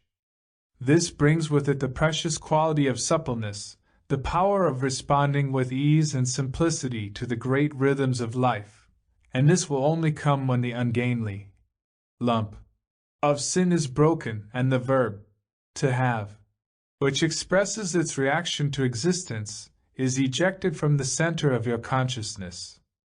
Then your attitude to life will cease to be commercial and become artistic. Then the guardian at the gate, scrutinizing and sorting the incoming impressions, will no longer ask, "What use is this to me?" before admitting the angel of beauty or significance who demands your hospitality. Then things will cease to have power over you. You will become free.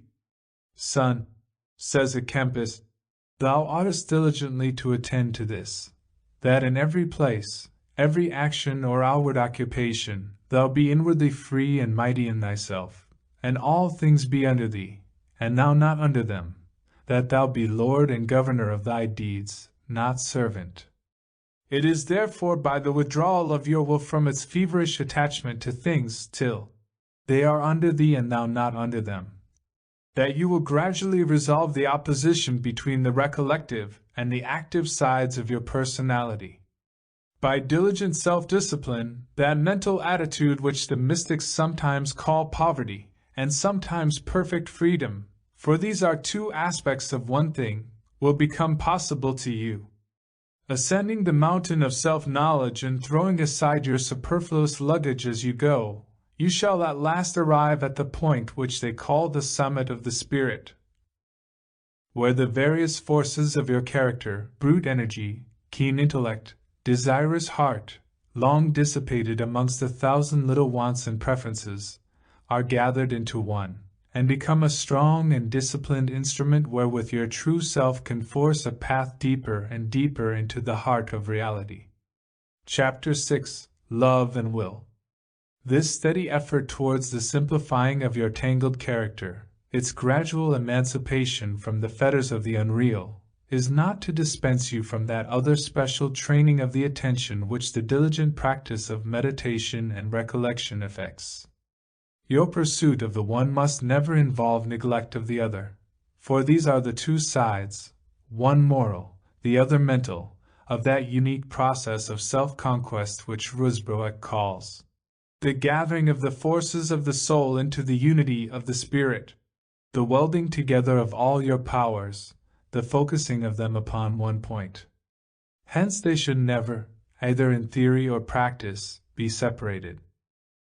Only the act of recollection, the constantly renewed retreat to the quiet center of the spirit, gives that assurance of a reality, a calmer and more valid life attainable by us, which supports the stress and pain of self-simplification and permits us to hope on, even in the teeth of the world's cruelty, indifference, degeneracy, whilst diligent character building alone, with its perpetual untiring efforts at self-adjustment, its bracing, purging discipline, checks the human tendency to relapse into and react to the obvious, and makes possible the further development of the contemplative power.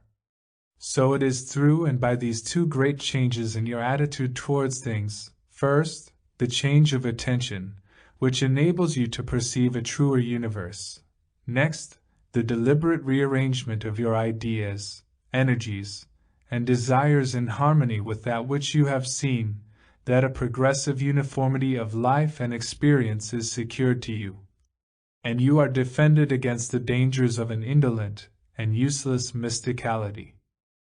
Only the real, say the mystics, can know reality, for we behold that which we are.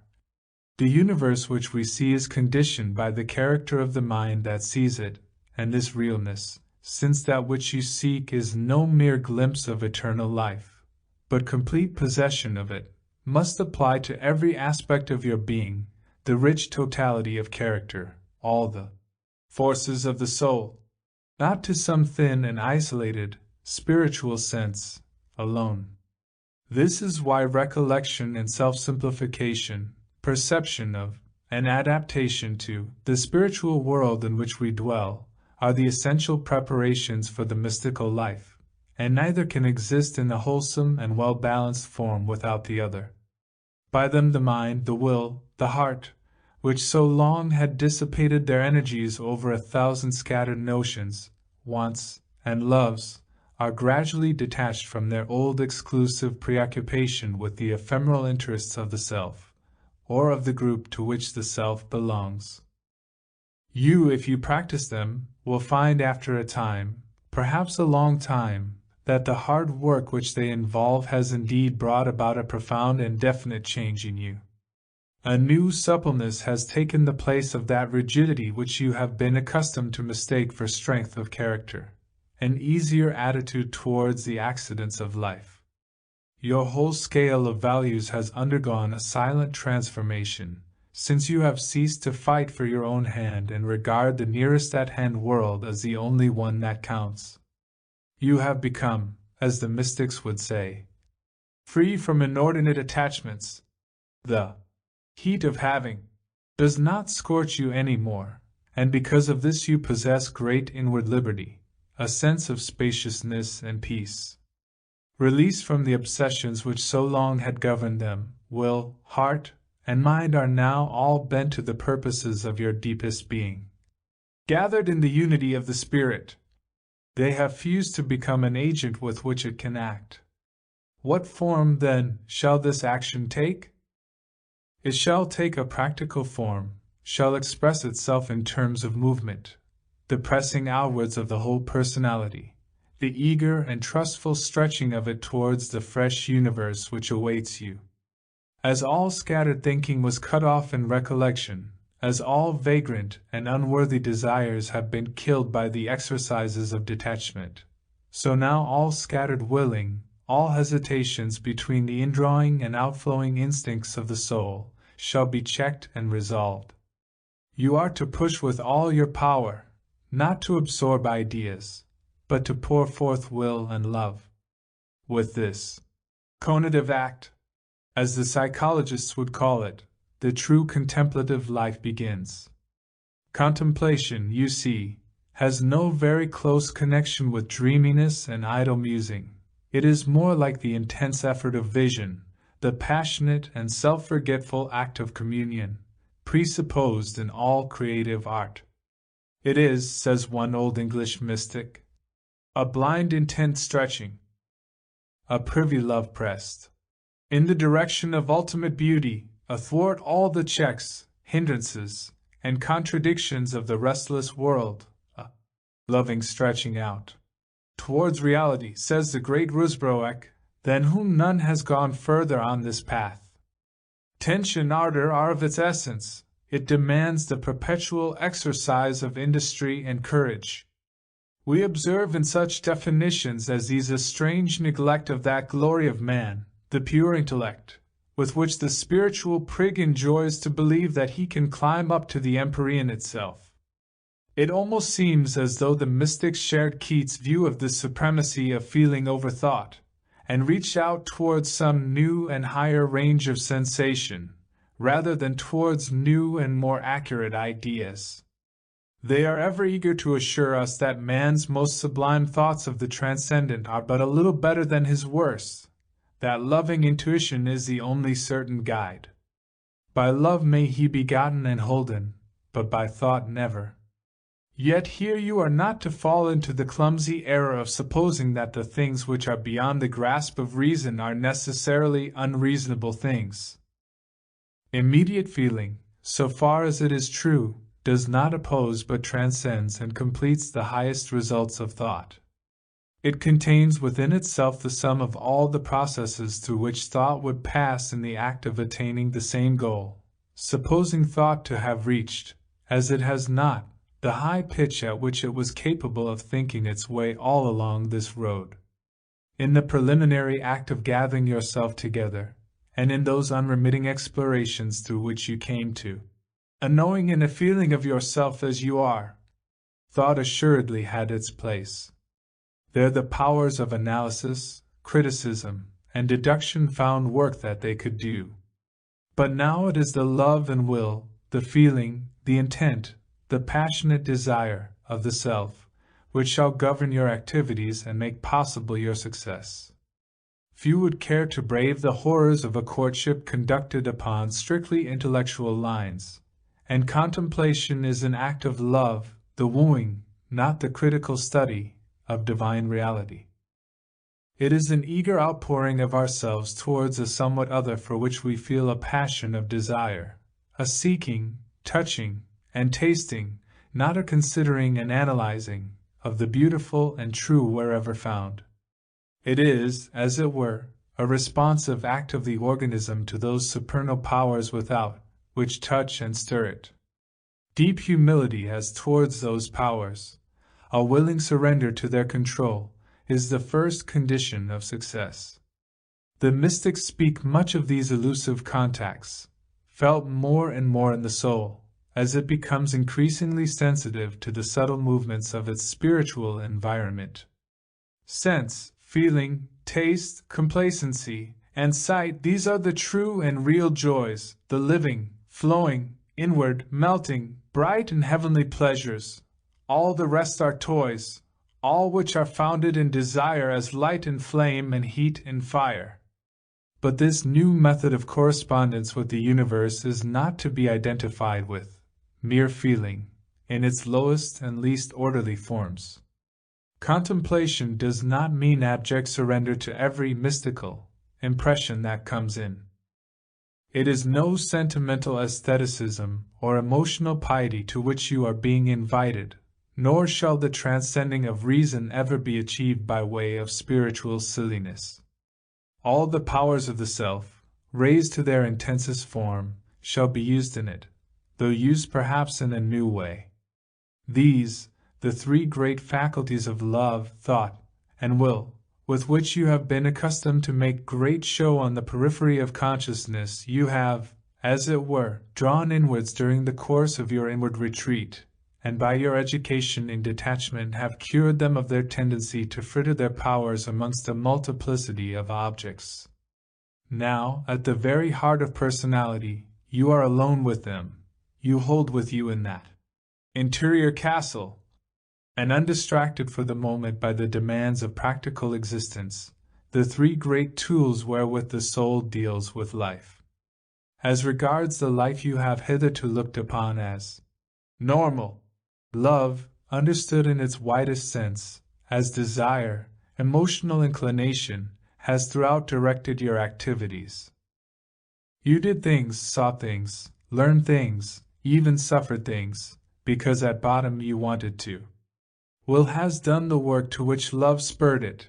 Thought has assimilated the results of their activities and made for them pictures, analyses, explanations, of the world with which they had to deal. But now your purified love discerns and desires, your will is set towards something which thought cannot really assimilate, still less explain. Contemplation, says Rusbroek, is a knowing that is in no wise. Therein all the workings of the reason fail. That reason has been trained to deal with the stuff of temporal existence.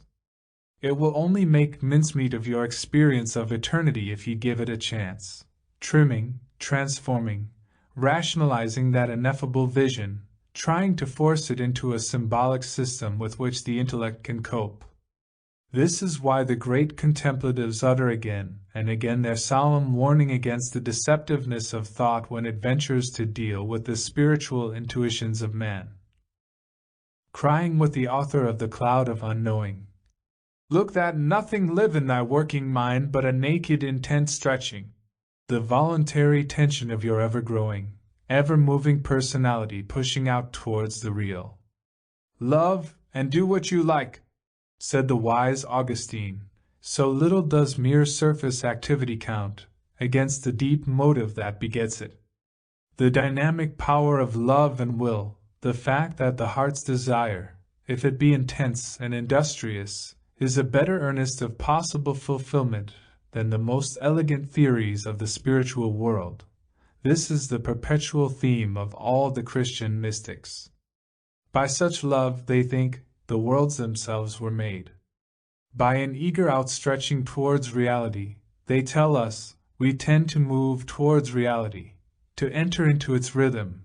By a humble and unquestioning surrender to it, we permit its entrance into our souls.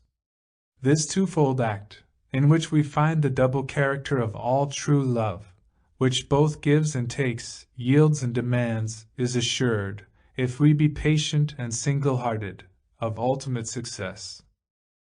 At last our ignorance shall be done away, and we shall apprehend the real and the eternal, as we apprehend the sunshine when the sky is free from cloud.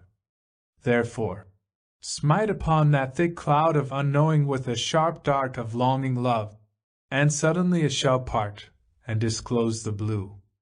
Smite, press, push, strive, these are strong words, yet they are constantly upon the lips of the contemplatives when describing the earlier stages of their art. Clearly, the abolition of discursive thought is not to absolve you from the obligations of industry. You are to energize enthusiastically upon new planes, where you shall see more intensely, hear more intensely, touch and taste more intensely than ever before, for the modes of communion which these senses make possible to you are now to operate as parts of the one single state of perfect intuition, of loving knowledge by union, to which you are growing up. And gradually you come to see that, if this be so, it is the ardent will that shall be the prime agent of your undertaking, a will which has now become the active expression of your deepest and purest desires. About this the recollected and simplified self is to gather itself as a center, and thence to look out, steadily, deliberately, with eyes of love towards the world. 2. Look with the eyes of love seems a vague and sentimental recommendation, yet the whole art of spiritual communion is summed in it, and exact and important results flow from this exercise. The attitude which it involves is an attitude of complete humility and of receptiveness, without criticism, without clever analysis of the thing seen. When you look thus, you surrender your eyehood, see things at last as the artist does, for their sake, not for your own. The fundamental unity that is in you reaches out to the unity that is in them, and you achieve the simple vision of the poet and the mystic, that synthetic and undistorted apprehension of things which is the antithesis of the single vision of practical men. The doors of perception are cleansed, and everything appears as it is. The disfiguring results of hate, rivalry, prejudice, vanish away. Into that silent place to which recollection has brought you, new music, new color, new light, are poured from the outward world. The conscious love which achieves this vision may, indeed must, fluctuate, As long as thou livest, thou art subject to mutability, yea, though thou wilt not. But the will which that love has enkindled can hold attention in the right direction. It can refuse to relapse to unreal and egotistic correspondences, and continue, even in darkness, and in the suffering which such darkness brings to the awakened spirit, its appointed task, cutting a way into new levels of reality. Therefore, this transitional stage in the development of the contemplative powers, in one sense the completion of their elementary schooling, in another the beginning of their true activities, is concerned with the toughening and further training of that will which self-simplification has detached from its old concentration upon the unreal wants and interests of the self. Merged with your intuitive love, this is to become the true agent of your encounter with reality. For that simple eye of intention, which is so supremely your own, and in the last resort the maker of your universe and controller of your destiny, is nothing else but a synthesis of such energetic will and such uncorrupt desire, turned and held in the direction of the best. Chapter 8. The first form of contemplation. Concentration, recollection, a profound self-criticism, the stilling of his busy surface intellect, his restless emotions of enmity and desire, the voluntary achievement of an attitude of disinterested love. By these strange paths the practical man has now been led, in order that he may know by communion something of the greater life in which he is immersed, and which he has so long and so successfully ignored. He has managed in his own small way something equivalent to those drastic purifications, those searching readjustments, which are undertaken by the heroic seekers for reality, the arts whereby they defeat the tyranny of the I, the me, the mine, and achieve the freedom of a wider life. Now, perhaps, he may share to some extent in that illumination, that extended and intensified perception of things, which they declare to be the heritage of the liberated consciousness. This illumination shall be gradual. The attainment of it depends not so much upon a philosophy accepted, or a new gift of vision suddenly received, as upon an uninterrupted changing and widening of character, a progressive growth towards the real, and ever more profound harmonization of the self's life with the greater and inclusive rhythms of existence. It shall therefore develop in width and depth as the sphere of that self's intuitive love extends. As your own practical sympathy with and understanding of other lives, your realization of them, may be narrowed and stiffened to include no more than the family group, or spread over your fellow workers, your class, your city, party, country, or religion, even perhaps the whole race, till you feel yourself utterly part of it, moving with it, suffering with it, and partake of its whole conscious life. So here, self-mergence is a gradual process, dependent on a progressive unlimiting of personality. The apprehension of reality which rewards it is gradual too. In essence, it is one continuous outflowing movement towards that boundless heavenly consciousness where the flaming ramparts, which shut you from true communion with all other selves and things, is done away, an unbroken process of expansion and simplification, which is nothing more or less than the growth of the spirit of love, the full flowering of the patriotic sense. By this perpetually renewed casting down of the hard barriers of individuality, these willing submissions to the compelling rhythm of a larger existence than that of the solitary individual, or even of the human group, by this perpetual widening, deepening, and unselfing of your attentiveness, you are to enlarge your boundaries and become the citizen of a greater, more joyous, more poignant world, the partaker of a more abundant life. The limits of this enlargement have not yet been discovered. The greatest contemplatives, returning from their highest ascents, can only tell us of a world that is unwalled. But this growth into higher realities, this blossoming of your contemplative consciousness, though it be, like all else we know in life, an unbroken process of movement and change, must be broken up and reduced to the series of concrete forms which we call order, if our inelastic minds are to grasp it. So, we will consider it as the successive achievement of those three levels or manifestations of reality, which we have agreed to call the natural world of becoming, the metaphysical world of being, and last and highest, that divine reality within which these opposites are found as one. Though these three worlds of experience are so plated together, that intimations from the deeper layers of being constantly reach you through the natural scene, it is in this order of realization that you may best think of them, and of your own gradual upgrowth to the full stature of humanity. To elude nature, to refuse her friendship, and attempt to leap the river of life in the hope of finding God on the other side, is the common error of a perverted mysticality. It is as fatal in result as the opposite error of deliberately arrested development, which, being attuned to the wonderful rhythms of natural life, is content with this increase of sensibility, and becoming a nature mystic, asks no more. So you are to begin with that first form of contemplation which the old mystics sometimes called the discovery of God and His creatures. Not with some ecstatic adventure in supersensuous regions, but with the loving and patient exploration of the world that lies at your gates, the ebb and flow and ever-during power, of which your own existence forms a part. You are to push back the self's barriers bit by bit, till at last all duration is included in the widening circles of its intuitive love, till you find in every manifestation of life, even those which you have petulantly classified as cruel or obscene, the ardent self-expression of that immanent being whose spark burns deep in your own soul.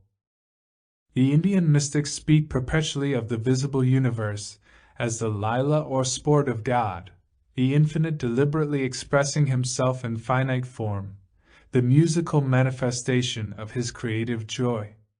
All gracious and all courteous souls, they think, will gladly join His play, considering rather the wonder and achievement of the whole, its vivid movement, its strange and terrible evocations of beauty from torment, nobility from conflict and death, its mingled splendor of sacrifice and triumph, than their personal conquests, disappointments, and fatigues.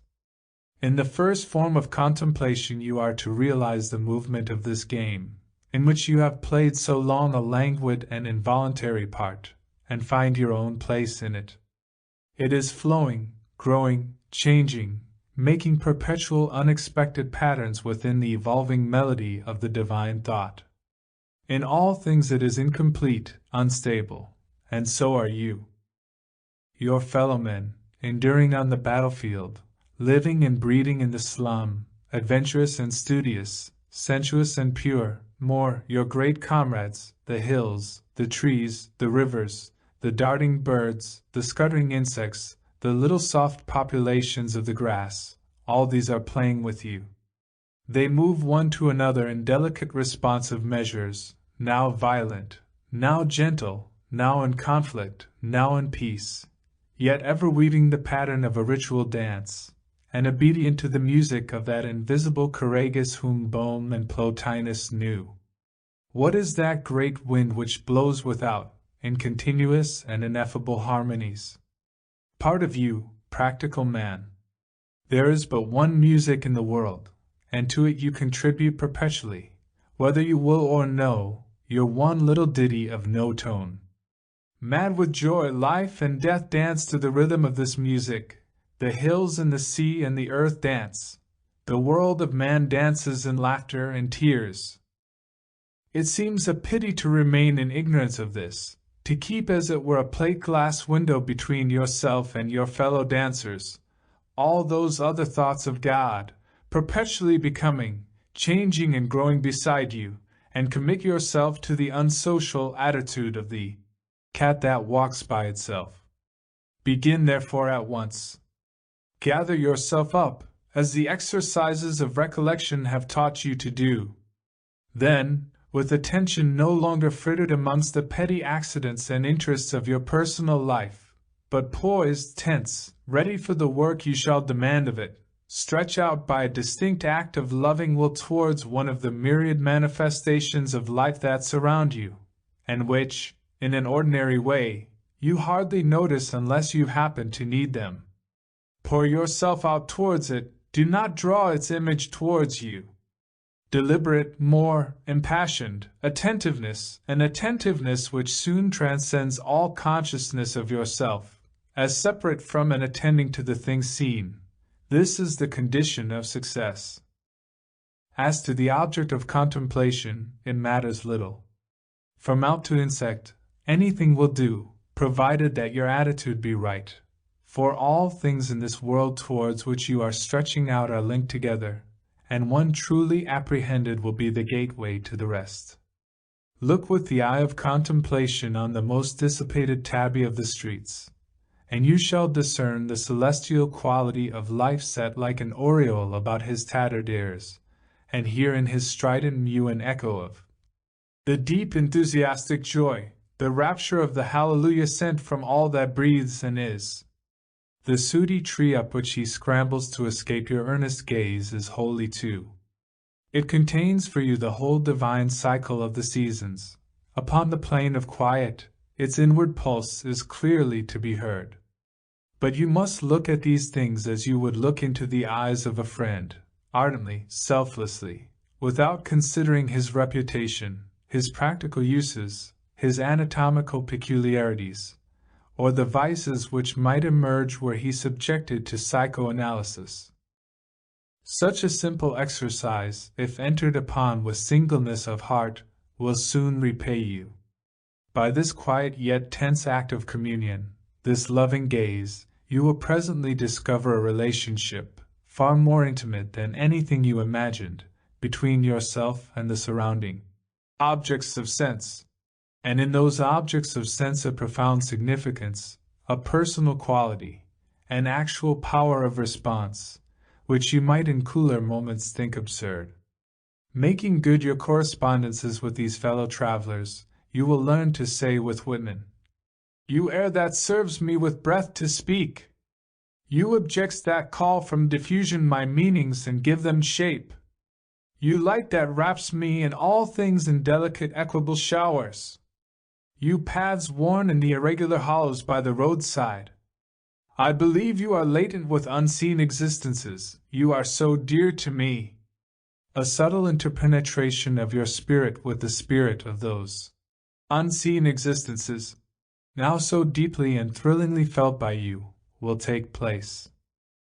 Old barriers will vanish, and you will become aware that Saint Francis was accurate as well as charming when he spoke of Brother Wind and Sister Water, and that Stevenson was obviously right when he said that since the world is so full of a number of things, I'm sure we ought all to be happy as kings. Those glad and vivid things will speak to you. They will offer you news at least as definite and credible as that which the paper boy is hawking in the street. Direct messages from that beauty which the artist reports at best at second hand. Because of your new sensitiveness, anthems will be heard of you from every gutter. Poems of intolerable loveliness will bud for you on every weed. Best and greatest, your fellow men will shine for you with new significance and light. Humility and all will be evoked in you by the beautiful and patient figures of the poor, their long dumb heroisms, their willing acceptance of the burden of life. All the various members of the human group, the little children and the aged, those who stand for energy, those dedicated to skill, to thought, to plainest service, or to prayer, will have for you fresh, vivid significance, be felt as part of your own wider being. All adventurous endeavors, all splendor of pain and all beauty of play more, that gray unceasing effort of existence which makes up the groundwork of the social web, and the ineffective hopes, enthusiasms, and loves which transfuse it, all these will be seen and felt by you at last as full of glory, full of meaning, for you will see them with innocent, attentive, disinterested eyes. Feel them as infinitely significant and adorable parts of the transcendent whole in which you also are. immersed. This discovery of your fraternal link with all living things, this downsinking of your arrogant personality into the great generous stream of life, marks an important stage in your apprehension of that science of love which contemplation is to teach. You are not to confuse it with pretty fancies about nature, such as all imaginative persons enjoy, still less, with a self-conscious and deliberate humanitarianism. It is a veritable condition of awareness, a direct perception, not an opinion or an idea. For those who attain it, the span of the senses is extended. These live in a world which is lit with an intenser light, has, as George Fox insisted, another smell than before. They hear all about them the delicate music of growth, and see the new color, of which the mystics speak. Further, you will observe that this act, and the attitude which is proper to it, differs in a very important way even from that special attentiveness which characterized the stage of meditation, and which seems at first sight to resemble it in many respects. Then, it was an idea or image from amongst the common stock, one of those conceptual labels with which the human paste-brush has decorated the surface of the universe, which you were encouraged to hold before your mind. Now, turning away from the label, you shall surrender yourself to the direct message poured out towards you by the thing. Then, you considered, now you are to absorb. This experience will be, in the very highest sense, the experience of sensation without thought, the essential sensation, the savoring, to which some of the mystics invite us, of which our fragmentary bodily senses offer us a transient sacrament.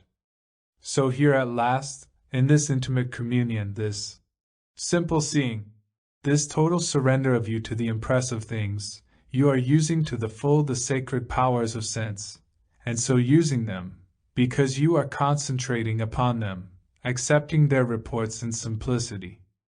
You have, in this contemplative outlook, carried the peculiar methods of artistic apprehension to their highest stage, with the result that the sense world has become for you, as Origenus said that all creatures were, a theophany or appearance of God. Not, you observe, a symbol, but a showing, a very different thing. You have begun now the Plotinian ascent from multiplicity to unity, and therefore begin to perceive in the many the clear and actual presence of the One, the changeless and absolute life, manifesting itself in all the myriad nascent, crescent, cadent lives. Poets, gazing thus at the flower in the crannied wall, or the green thing that stands in the way, have been led deep into the heart of its life, there to discern the secret of the universe.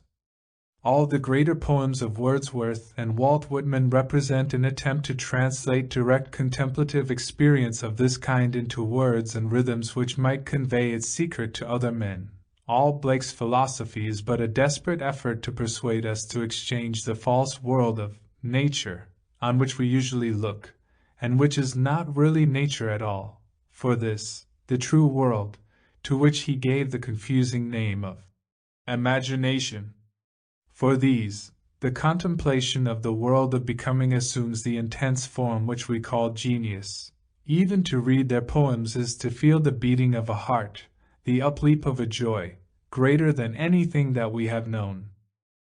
Yet your own little efforts towards the attainment of this level of consciousness will at least give to you, together with a more vivid universe, a wholly new comprehension of their works, and that of other poets and artists who have drunk from the chalice of the spirit of life. These works are now observed by you to be the only artistic creations to which the name of realism is appropriate, and it is by the standard of reality that you shall now criticize them, recognizing in utterances which you once dismissed as rhetoric the desperate efforts of the clear-sighted towards the exact description of things veritably seen in that simplified state of consciousness which Blake called imagination uncorrupt. It was from those purified and heightened levels of perception to which the first form of contemplation inducts the soul, that Julian of Norwich, gazing upon A little thing, the quantity of an hazelnut. Found in it the epitome of all that was made, for therein she perceived the royal character of life. So small and helpless in its mightiest forms, so august even in its meanest, that life in its wholeness was then realized by her as the direct outbirth of, and the meek dependent upon, the energy of divine love. She felt at once the fugitive character of its apparent existence, the perdurable reality within which it was held. I marveled, she said, how it might last, for methought it might suddenly have fallen to naught for littleness. And I was answered in my understanding, it lasteth, and ever shall, for that God loveth it. And so all thing hath the being by the love of God. To this same apprehension of reality, this linking up of each finite expression with its origin, this search for the inner significance of every fragment of life, one of the greatest and most balanced contemplatives of the 19th century, Florence Nightingale, reached out when she exclaimed in an hour of self-examination, I must strive to see only God in my friends, and God in my cats. Yet it is not the self-tormenting strife of introspective and self-conscious aspiration, but rather an unrelaxed, diligent intention, a steady acquiescence, a simple and loyal surrender to the great currents of life, a holding on to results achieved in your best moments, that shall do it for you, a surrender not limp but deliberate, a trustful self-donation, a living faith, a pleasing stirring of love. Says the cloud of unknowing, not a desperate anxious struggle for more light. True contemplation can only thrive when defended from two opposite exaggerations, quietism on the one hand, and spiritual fuss upon the other. Neither from passivity nor from anxiety has it anything to gain. Though the way may be long, the material of your mind intractable, to the eager lover of reality ultimate success is assured. The strong tide of transcendent life will inevitably invade, clarify, uplift the consciousness which is open to receive it, a movement from without, subtle yet actual, answering each willed movement from within. Your opening and his entering, says Eckhart, are but one moment. When, therefore, you put aside your preconceived ideas, your self-centered scale of values, and let intuition have its way with you, you open up by this act new levels of the world. Such an opening up is the most practical of all activities, for then, and then only will your diurnal existence, and the natural scene in which that existence is set, begin to give up to you its richness and meaning. Its paradoxes and inequalities will be disclosed as true constituents of its beauty, and inconceivable splendor will be shaken out from its dingiest folds. Then, and only then, escaping the single vision of the selfish, you will begin to guess all that your senses were meant to be. I swear the earth shall surely be complete to him, or her who shall be complete. The earth remains jagged and broken only to him, or her who remains jagged and broken. Chapter 8. The second form of contemplation. And here, says Rusbroek of the self which has reached this point, there begins a hunger and a thirst which shall never more be stilled. In the first form of contemplation, that self has been striving to know better its own natural plane of existence. It has stretched out the feelers of its intuitive love into the general stream of duration of which it is a part. Breaking down the fences of personality, merging itself in a larger consciousness, it has learned to know the world of becoming from within, as a citizen, a member of the great society of life, not merely as a spectator. But the more deeply and completely you become immersed in and aware of this life, the greater the extension of your consciousness, the more insistently will rumors and intimations of a higher plane of experience, a closer unity and more complete synthesis, begin to besiege you. You feel that hitherto you have received the messages of life in a series of disconnected words and notes, from which your mind constructed as best it could certain coherent sentences and tunes, laws, classifications, relations, and the rest. But now you reach out towards the ultimate sentence and melody, which exist independently of your own constructive efforts, and realize that the words and notes, which so often puzzled you by displaying an intensity that exceeded the demands of your little world, only have beauty and meaning just because and in so far as you discern them to be the partial expressions of a greater whole which is still beyond your reach. You have long been like a child tearing up the petals of flowers in order to make a mosaic on the garden path, and the results of this murderous diligence you mistook for a knowledge of the world. When the bits fitted with unusual exactitude, you called it science. Now at last you have perceived the greater truth and loveliness of the living plant from which you broke them, have, in fact, entered into direct communion with it, united with its reality. But this very recognition of the living growing plant does and must entail for you a consciousness of deeper realities, which, as yet, you have not touched, of the intangible things and forces which feed and support it, of the whole universe that touches you through its life. A mere cataloguing of all the plants, though this were far better than your old game of indexing your own poor photographs of them, will never give you access to the unity, the fact, whatever it may be, which manifests itself through them. To suppose that it can do so is the cardinal error of the nature mystic, an error parallel with that of the psychologist who looks for the soul in psychic states. The deeper your realization of the plant and its wonder, the more perfect your union with the world of growth and change, the quicker, the more subtle your response to its countless suggestions, so much the more acute will become your craving for something more. You will now find and feel the infinite and eternal, making as it were veiled and sacramental contacts with you under these accidents, through these its ceaseless creative activities, and you will want to press through and beyond them, to a fuller realization of, a more perfect and unmediated union with, the substance of all that is. With the great widening and deepening of your life that has ensued from the abolition of a narrow selfhood, your entrance into the larger consciousness of living things, there has necessarily come to you an instinctive knowledge of a final and absolute group relation, transcending and including all lesser unions in its sweep. To this, the second stage of contemplation, in which human consciousness enters into its peculiar heritage, something within you now seems to urge you on.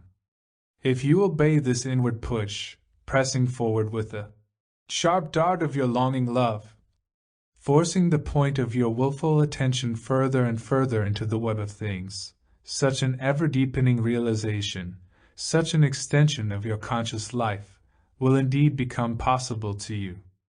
Nothing but your own apathy, your feeble and limited desire, limits this realization. Here there is a strict relation between demand and supply. Your achievement shall be in proportion to the greatness of your desire. The fact, and the impressing energy, of the reality without does not vary. Only the extent to which you are able to receive it depends upon your courage and generosity, the measure in which you give yourself to its embrace. Those minds which set a limit to their self-donation must feel as they attain it, not a sense of satisfaction but a sense of constriction.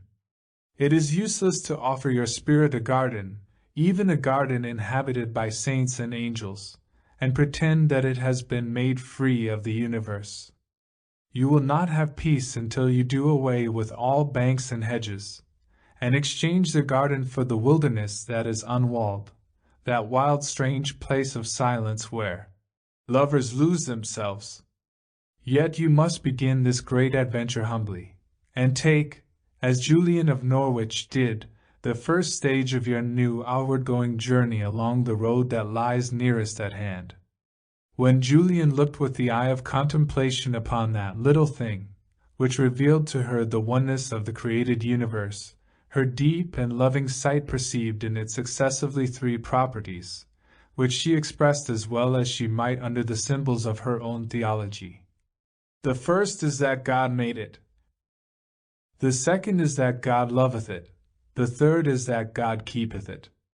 Here are three phases in the ever-widening contemplative apprehension of reality. Not three opinions, but three facts, for which she struggles to find words.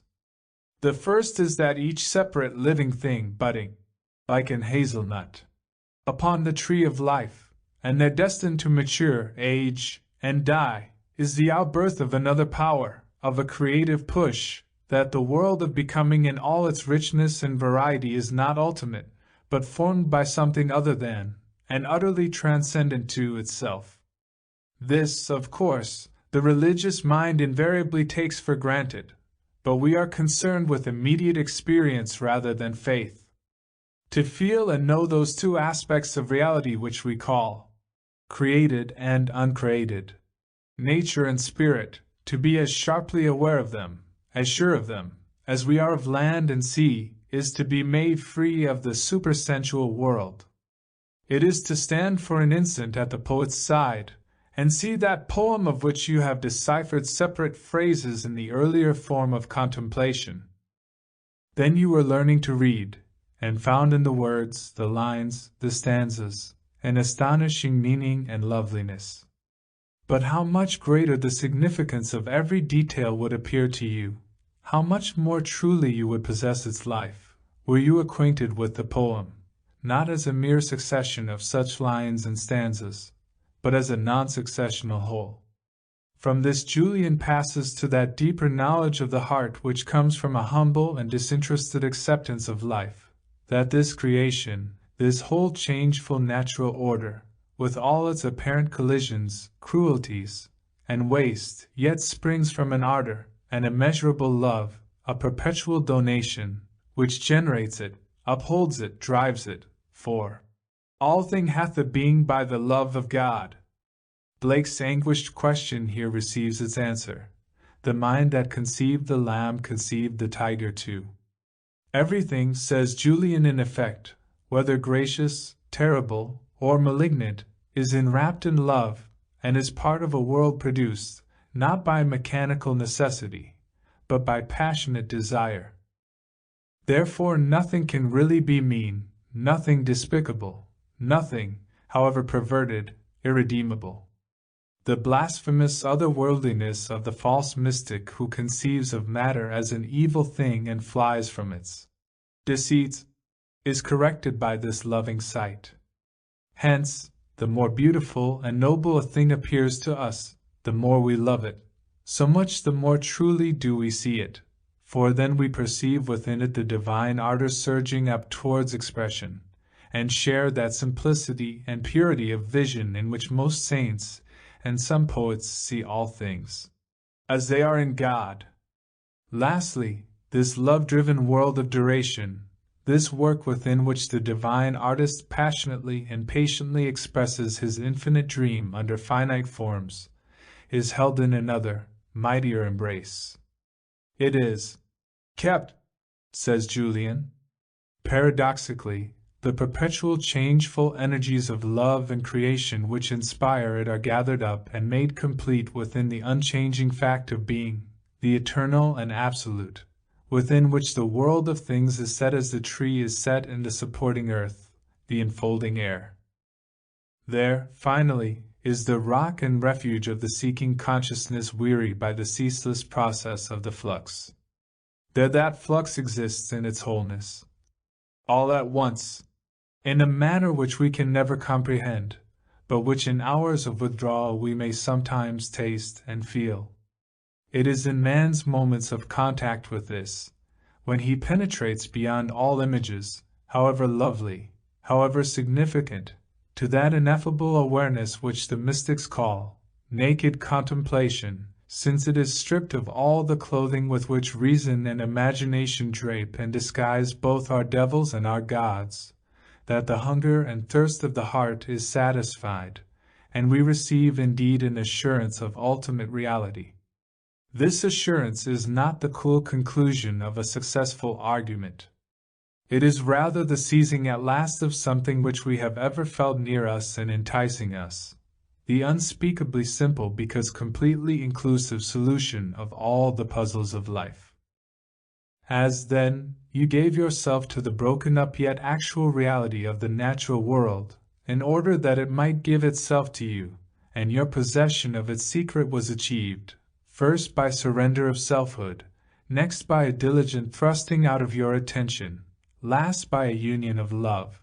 So now by a repetition upon fresh levels of that same process, you are to mount up to higher unions still. Held tight as it seems to you in the finite, committed to the perpetual rhythmic changes, the unceasing flux of natural life, compelled to pass on from state to state, to grow, to age, to die, there is yet, as you discovered in the first exercise of recollection, something in you which endures through and therefore transcends this world of change. This inhabitant, this mobile spirit, can spread and merge in the general consciousness, and gather itself again to one intense point of personality. It has too an innate knowledge of, an instinct for, another, greater rhythm, another order of reality, as yet outside its conscious field. Or, as we say, a capacity for the infinite. This capacity, this unfulfilled craving, which the cunning mind of the practical man suppresses and disguises as best it can, is the source of all your unrest. More, it is the true origin of all your best loves and enthusiasms, the inspiring cause of your heroisms and achievements, which are but oblique and tentative efforts to still that strange hunger for some final object of devotion, some completing and elucidating vision, some total self-donation, some great and perfect act within which your little activity can be merged.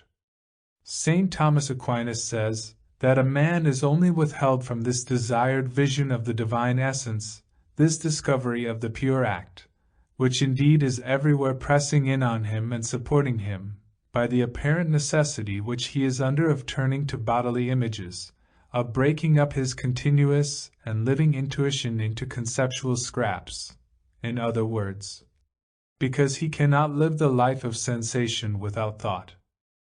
But it is not the man, it is merely his mental machinery which is under this necessity. This it is which translates, analyses, incorporates in finite images the boundless perceptions of the spirit, passing through its prism the white light of reality, and shattering it to a succession of colored rays. Therefore the man who would know the divine secret must unshackle himself more thoroughly than ever before from the tyranny of the image-making power.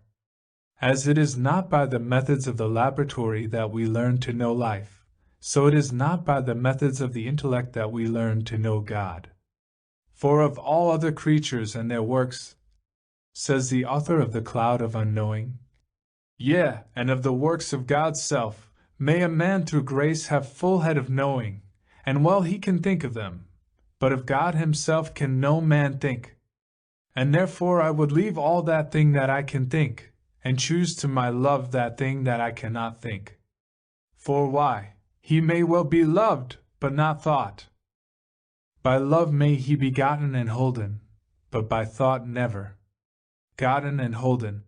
Homely words that suggest rather the outstretching of the hand to take something lying at your very gates, than the long outward journey or terrific ascent of the contemplative soul. Reality indeed, the mystics say, is near and far, far from our thoughts, but saturating and supporting our lives. Nothing would be nearer, nothing dearer, nothing sweeter, were the doors of our perception truly cleansed. You have then but to focus attention upon your own deep reality. Realize your own soul. In order to find it, we dwell in him and he in us. You participate in the eternal order now. The vision of the divine essence, the participation of its own small activity in the supernal act, is for the spark of your soul a perpetual process. On the apex of your personality, spirit ever gazes upon spirit, melts and merges in it. From and by this encounter its life arises and is sustained.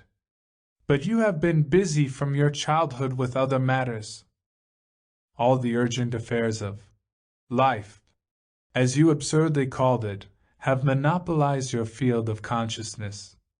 Thus all the important events of your real life, physical and spiritual, the mysterious perpetual growth of you, the knitting up of fresh bits of the universe into the unstable body which you confuse with yourself, the hum and whir of the machine which preserves your contacts with the material world, the more delicate movements which condition your correspondences with, and growth within, the spiritual order.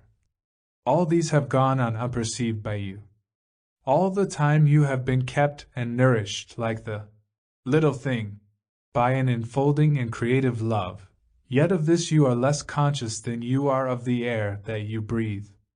Now, as in the first stage of contemplation you learned and established, as a patent and experienced fact, your fraternal relation with all the other children of God, entering into the rhythm of their existence, participating in their stress and their joy.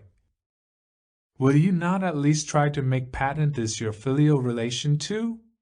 This actualization of your true status, your place in the eternal world, is waiting for you. It represents the next phase in your gradual achievement of reality. The method by which you will attain to it is strictly analogous to that by which you obtained a more vivid awareness of the natural world in which you grow and move. Here too it shall be direct intuitive contact, sensation rather than thought, which shall bring you certitude. Tasting food, not talking about it, as Saint Bonaventura says. Yet there is a marked difference between these two stages.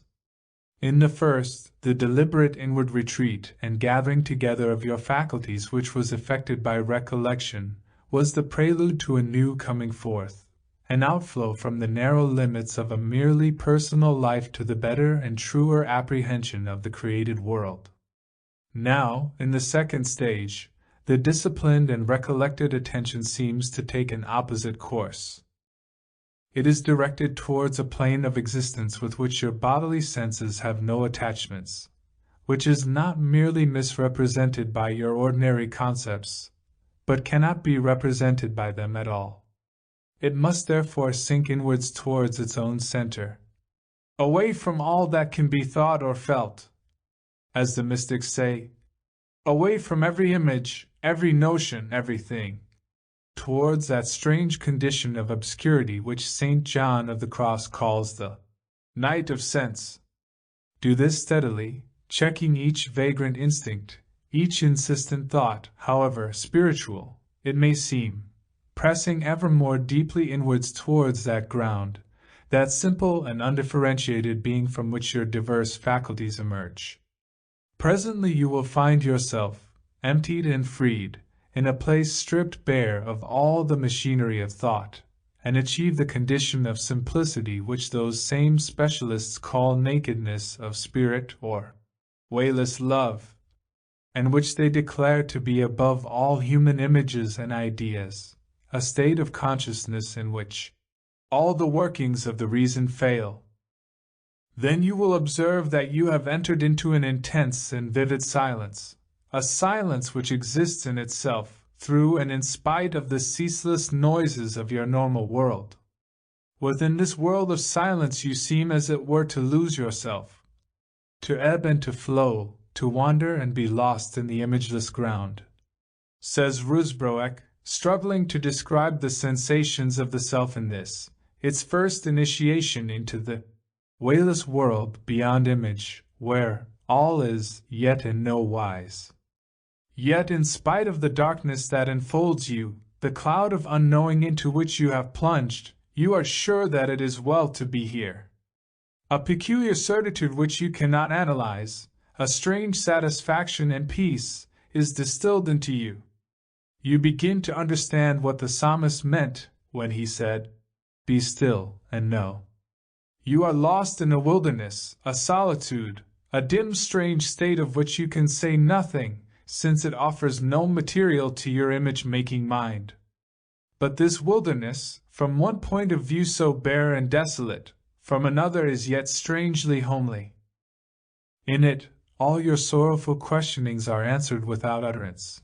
It is the all, and you are within it and part of it, and know that it is good. It calls forth the utmost adoration of which you are capable, and mysteriously gives love for love.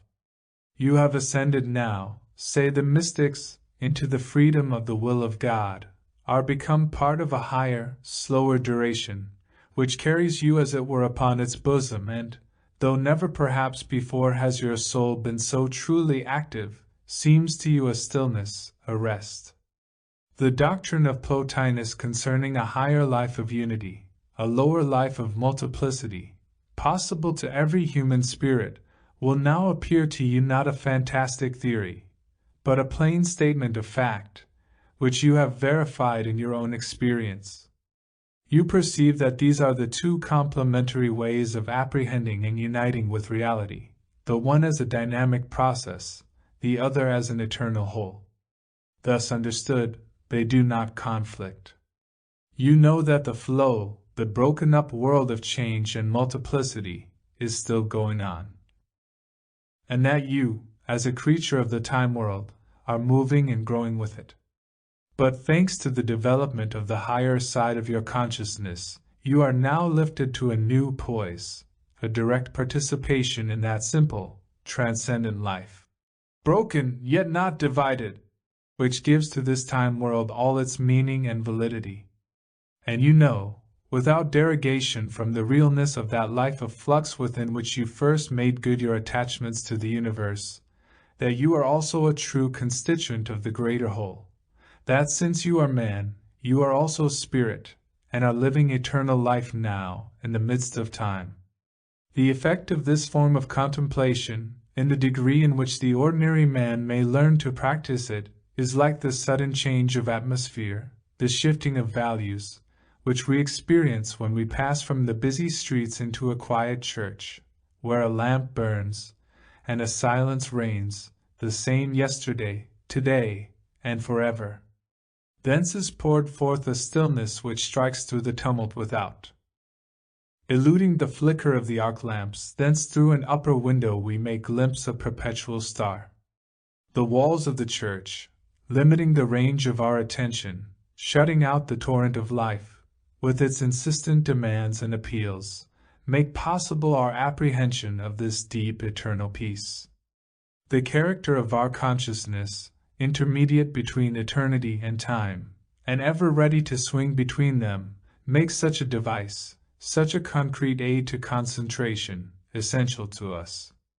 But the peace, the presence, is everywhere, for us, not for it, is the altar and the sanctuary required, and your deliberate, humble practice of contemplation will teach you at last to find it, outside the sheltering walls of recollection as well as within.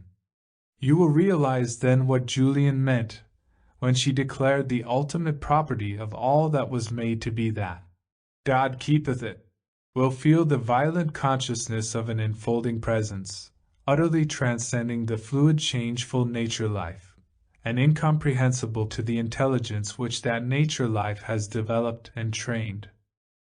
And as you knew the secret of that nature life best by surrendering yourself to it, by entering its currents, and refusing to analyze or arrange, so here, by a deliberate giving of yourself to the silence, the rich nothingness, the cloud, you will draw nearest to the reality it conceals from the eye of sense. Lovers put out the candle and draw the curtains, says Patmore, when they wish to see the god and the goddess, and in the higher communion, the night of thought is the light of perception. Such an experience of eternity, the attainment of that intuitive awareness, that meek and simple self-mergence, which the mystics call sometimes, according to its degree and special circumstances, the quiet, the desert of God, the divine dark, represents the utmost that human consciousness can do of itself towards the achievement of union with reality. To some it brings joy and peace, to others fear, to all a paradoxical sense of the lowliness and greatness of the soul, which now at last can measure itself by the august standards of the infinite.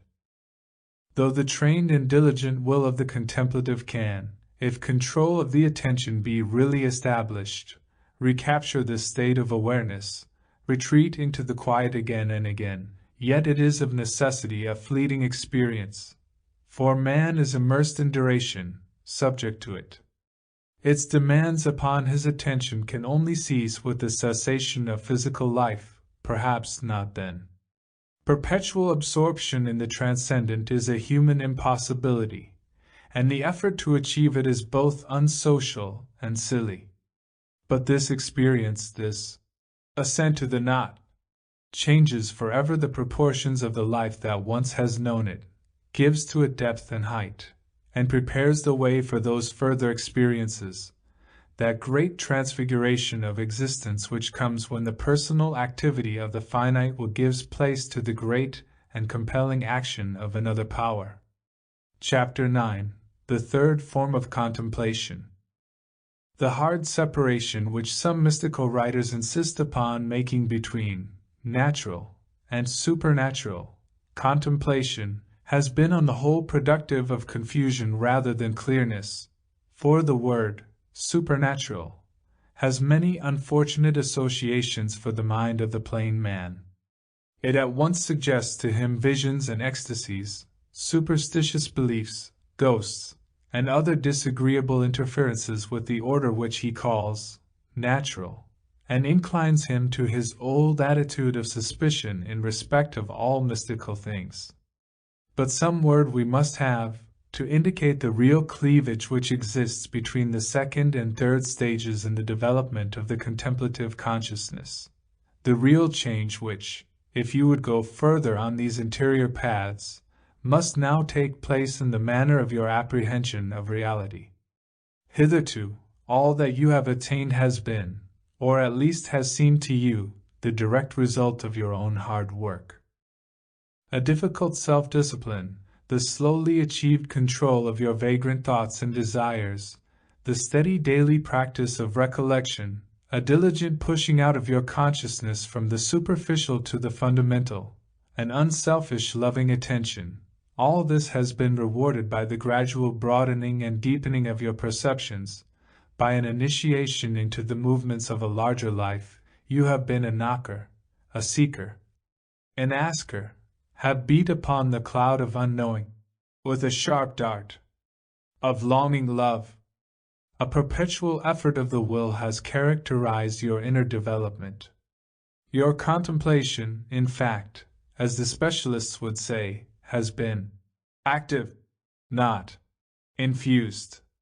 But now, having achieved an awareness, obscure and indescribable indeed, yet actual, of the enfolding presence of reality, under those two forms which the theologians call the immanence and the transcendence of the divine, a change is to take place in the relation between your finite human spirit and the infinite life in which at last it knows itself to dwell.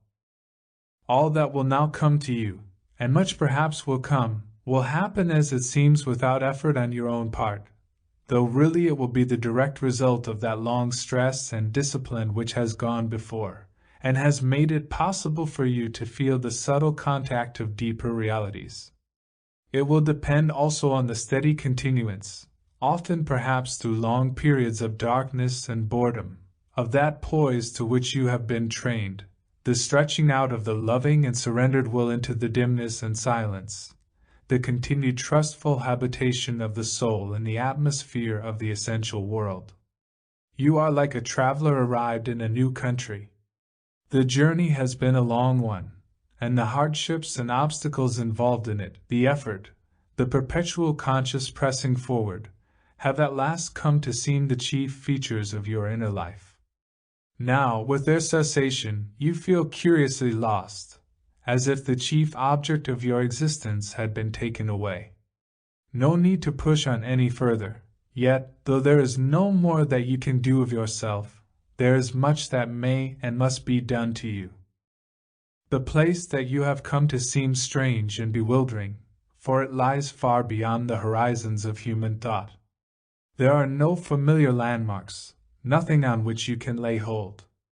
You wander to and fro, as the mystics say, in this fathomless ground, surrounded by silence and darkness, struggling to breathe this rarefied air. Like those who go to live in new latitudes, you must become acclimatized. Your state, then, should now be wisely passive, in order that the great influences which surround you may take and adjust your spirit, that the unaccustomed light, which now seems to you a darkness, may clarify your eyes, and that you may be transformed from a visitor into an inhabitant of that supernal country which St. Augustine described as no mere vision, but a home. You are therefore to let yourself go, to cease all conscious, anxious striving and pushing, finding yourself in this place of darkness and quietude, this night of the Spirit, as St. John of the Cross has called it. You are to dwell there meekly, asking nothing, seeking nothing, but with your doors flung wide open towards God. And as you do thus, there will come to you an ever clearer certitude that this darkness unveils the goal for which you have been seeking from the first, the final reality with which you are destined to unite, the perfect satisfaction of your most ardent and most sacred desires. It is there, but you cannot by your efforts reach it. This realization of your own complete impotence, of the resistance which the Transcendent, long sought and faithfully served, now seems to offer to your busy outgoing will and love, your ardor, your deliberate self-donation, is at once the most painful and most essential phase in the training of the human soul. It brings you into that state of passive suffering which is to complete the decentralization of your character, test the purity of your love, and perfect your education in humility. Here you must oppose more thoroughly than ever before the instincts and suggestions of your separate, clever, energetic self, which, hating silence and dimness, is always trying to take the methods of Martha into the domain of Mary, and seldom discriminates between passivity and sloth. Perhaps you will find, when you try to achieve this perfect self-abandonment, that a further, more drastic self-exploration, a deeper, more searching purification than that which was forced upon you by your first experience of the recollective state is needed. The last fragments of selfhood, the very desire for spiritual satisfaction, the fundamental human tendency to drag down the simple fact and make it ours, instead of offering ourselves to it, must be sought out and killed.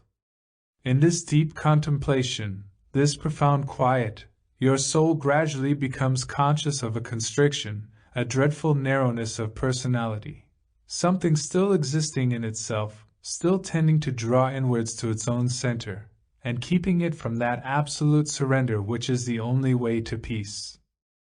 An attitude of perfect generosity, complete submission, willing acquiescence in anything that may happen, even in failure and death, is here your only hope, for union with reality can only be a union of love, a glad and humble self-mergence in the universal life.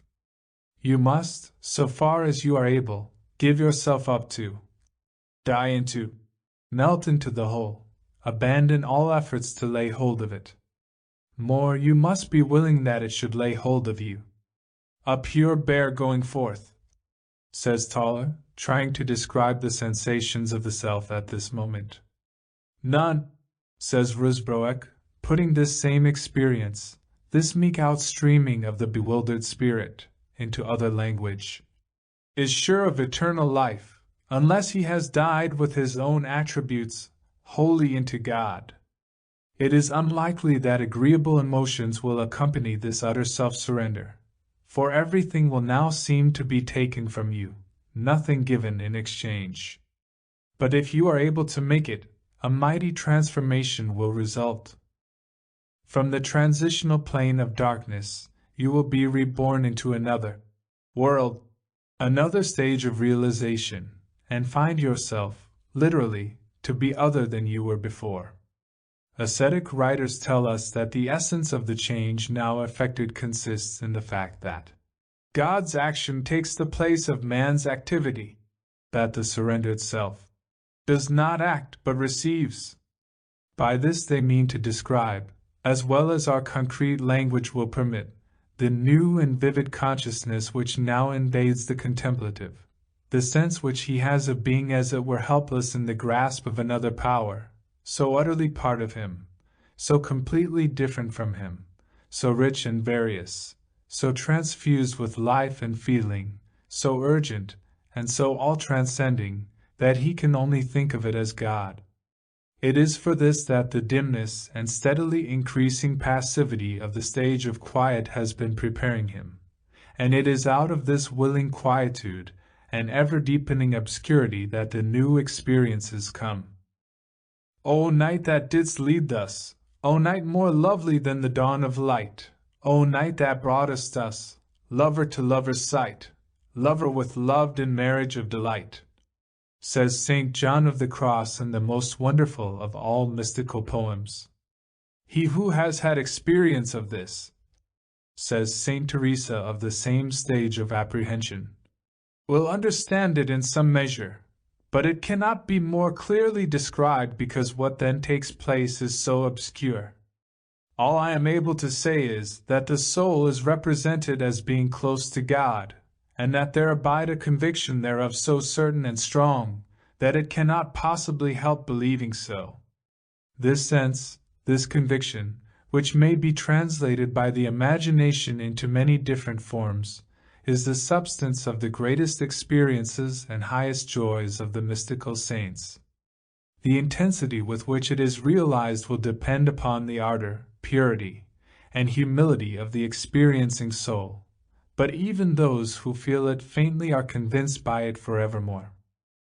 In some great and generous spirits, able to endure the terrific onslaught of reality, it may even reach a vividness by which all other things are obliterated, and the self, utterly helpless under the inundations of this transcendent life force, passes into that simple state of consciousness which is called ecstasy.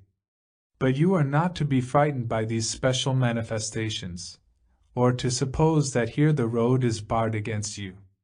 Though these great spirits have as it were a genius for reality, a susceptibility to supernal impressions, so far beyond your own small talent that there seems no link between you, yet you have, since you are human, a capacity for the infinite too. With less intensity, less splendor, but with a certitude which no arguments will ever shake, this sense of the living fact, and of its mysterious contacts with and invasions of the human spirit, may assuredly be realized by you. This realization, sometimes felt under the symbols of personality, sometimes under those of an impersonal but life-giving force, light, energy, or heat, is the ruling character of the third phase of contemplation. And the reward of that meek passivity, that busy idleness, as the mystics sometimes call it, which you have been striving to attain. Sooner or later, if you are patient, it will come to you through the darkness, a mysterious contact, a clear certitude of intercourse and of possession, perhaps so gradual in its approach that the break, the change from the ever-deepening stillness and peace of the second phase, is hardly felt by you. Perhaps, if your nature be ardent and unstable, with a sudden shattering violence, in a storm of love. In either case, the advent of this experience is incalculable, and completely outside your own control. So far, to use St. Teresa's well-known image, you have been watering the garden of your spirit by hand, a poor and laborious method, yet one in which there is a definite relation between effort and result. But now the watering can is taken from you, and you must depend upon the rain, more generous, more fruitful, than anything which your own efforts could manage, but, in its incalculable visitations, utterly beyond your control. Here all one can say is this, that if you acquiesce in the heroic demands which the spiritual life now makes upon you, if you let yourself go, eradicate the last traces of self-interest even of the most spiritual kind, then you have established conditions under which the forces of the spiritual world can work on you, heightening your susceptibilities, deepening and purifying your attention, so that you are able to taste and feel more and more of the inexhaustible riches of reality. Thus dying to your own will, waiting for what is given, infused, you will presently find that a change in your apprehension has indeed taken place, and that those who said self-loss was the only way to realization taught no pious fiction but the truth. The highest contemplative experience to which you have yet attained has seemed above all else a still awareness. The cessation of your own striving, a resting upon and within the absolute world, these were its main characteristics for your consciousness. But now, this ocean of being is no longer felt by you as an emptiness, a solitude without bourne. Suddenly you know it to be instinct with a movement and life too great for you to apprehend. You are thrilled by a mighty energy, uncontrolled by you, unsolicited by you. Its higher vitality is poured into your soul. You enter upon an experience for which all the terms of power, thought, motion, even of love, are inadequate, yet which contains within itself the only complete expression of all these things. Your strength is now literally made perfect in weakness. Because of the completeness of your dependence, a fresh life is infused into you, such as your old separate existence never knew. Moreover, to that diffused and impersonal sense of the infinite, in which you have dipped yourself, and which swallows up and completes all the ideas your mind has ever built up with the help of the categories of time and space, is now added the consciousness of a living fact which includes, transcends, completes all that you mean by the categories of personality and of life. Those ineffective, half-conscious attempts towards free action, clear apprehension, true union, which we dignify by the names of will, thought, and love are now seen matched by an absolute will, thought, and love, instantly recognized by the contemplating spirit as the highest reality it yet has known, and evoking in it a passionate and a humble joy. This unmistakable experience has been achieved by the mystics of every religion, and when we read their statements, we know that all are speaking of the same thing. None who have had it have ever been able to doubt its validity. It has always become for them the central fact, by which all other realities must be tested and graduated. It has brought to them the deep consciousness of sources of abundant life now made accessible to man, of the impact of a mighty energy, gentle, passionate, self-giving, creative, which they can only call absolute love. Sometimes they feel this strange life moving and stirring within them. Sometimes it seems to pursue, entice, and besiege them. In every case, they are the passive objects upon which it works. It is now another power which seeks the separated spirit and demands it, which knocks at the closed door of the narrow personality, which penetrates the contemplative consciousness through and through, speaking, stirring, compelling it, which sometimes, by its secret irresistible pressure, wins even the most recalcitrant in spite of themselves. Sometimes this power is felt as an impersonal force, the unifying cosmic energy, the indwelling love which gathers all things into one.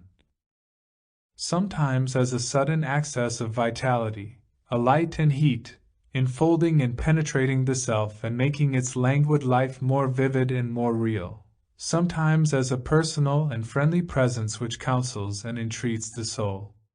In each case, the mystics insist again that this is God, that here under these diverse manners the soul has immediate intercourse with Him.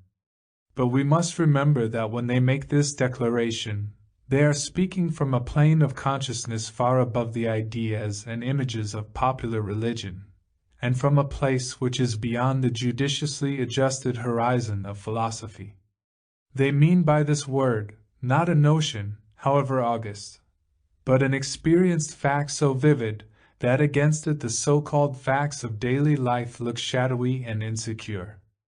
They say that this fact is immanent, dwelling in, transfusing, and discoverable through every aspect of the universe, every movement of the game of life, as you have found in the first stage of contemplation. There you may hear its melody and discern its form. And further, that it is transcendent, in essence exceeding and including the sum of those glimpses and contacts which we obtain by self-mergence in life, and in its simplest manifestations above and beyond anything to which reason can attain. The nameless being, of whom naught can be said. This you discovered to be true in the second stage. But in addition to this, they say also that this all-pervasive, all-changing, and yet changeless one, whose melody is heard in all movement, and within whose being the worlds are being told like beads, calls the human spirit to an immediate intercourse, a unity, a fruition, a divine give and take, for which the contradictory symbols of feeding, of touching, of marriage, of immersion, are all too poor, and which evokes in the fully conscious soul a passionate and a humble love. He devours us and he feeds us, exclaims Rusbroek. Here, says St. Thomas Aquinas, the soul in a wonderful and unspeakable manner both seizes and is seized upon, devours and is herself devoured, embraces and is violently embraced, and by the knot of love she unites herself with God, and is with Him as the alone with the alone. The marvelous love poetry of mysticism, the rhapsodies which extol the Spirit's lover, friend, companion, bridegroom, which describe the deliberate speed, majestic instancy of the hound of heaven chasing the separated soul, the onslaughts, demands, and caresses of this stormy, generous, and unfathomable love. All this is an attempt, often of course oblique and symbolic in method, to express and impart this transcendent secret, to describe that intense yet elusive state in which alone union with the living heart of reality is possible. How delicately thou teachest love tone, cries St. John of the Cross. And here indeed we find all the ardors of all earthly lovers justified by an imperishable objective, which reveals itself in all things that we truly love, and beyond all these things both seeks us and compels us, giving more than we can take and asking more than we can pay. You do not, you never will know, what this objective is, for as Dionysius teaches, if any one saw God and understood what he saw, then it was not God that he saw, but something that belongs to him. But you do know now that it exists, with an intensity which makes all other existences unreal, save in so far as they participate in this one fact. Some contemplate the formless, and others meditate on form, but the wise man knows that Brahma is beyond both. As you yield yourself more and more completely to the impulses of this intimate yet unseizable presence, so much the sweeter and stronger, so much the more constant and steady, will your intercourse with it become. The imperfect music of your adoration will be answered and reinforced by another music, gentle, deep, and strange. Your outgoing movement, the stretching forth of your desire from yourself to something other, will be answered by a movement, a stirring, within you yet not conditioned by you. The wonder and variety of this intercourse is never-ending.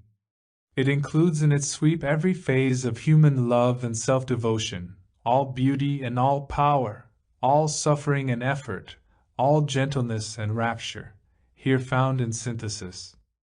Going forth into the bareness and darkness of this unwalled world of high contemplation, you there find stored for you, and at last made real, all the highest values, all the dearest and noblest experiences of the world of growth and change. You see now what it is that you have been doing in the course of your mystical development. As your narrow heart stretched to a wider sympathy with life, you have been surrendering progressively to larger and larger existences, more and more complete realities, have been learning to know them, to share their very being, through the magic of disinterested love. First, the manifested, flowing, evolving life of multiplicity, felt by you in its wonder and wholeness, once you learn to yield yourself to its rhythms, received in simplicity the undistorted messages of sense. Then, the actual unchanging ground of life, the eternal and unconditioned whole, transcending all succession, a world inaccessible alike to senses and intelligence, but felt vaguely, darkly, yet intensely, by the quiet and surrendered consciousness.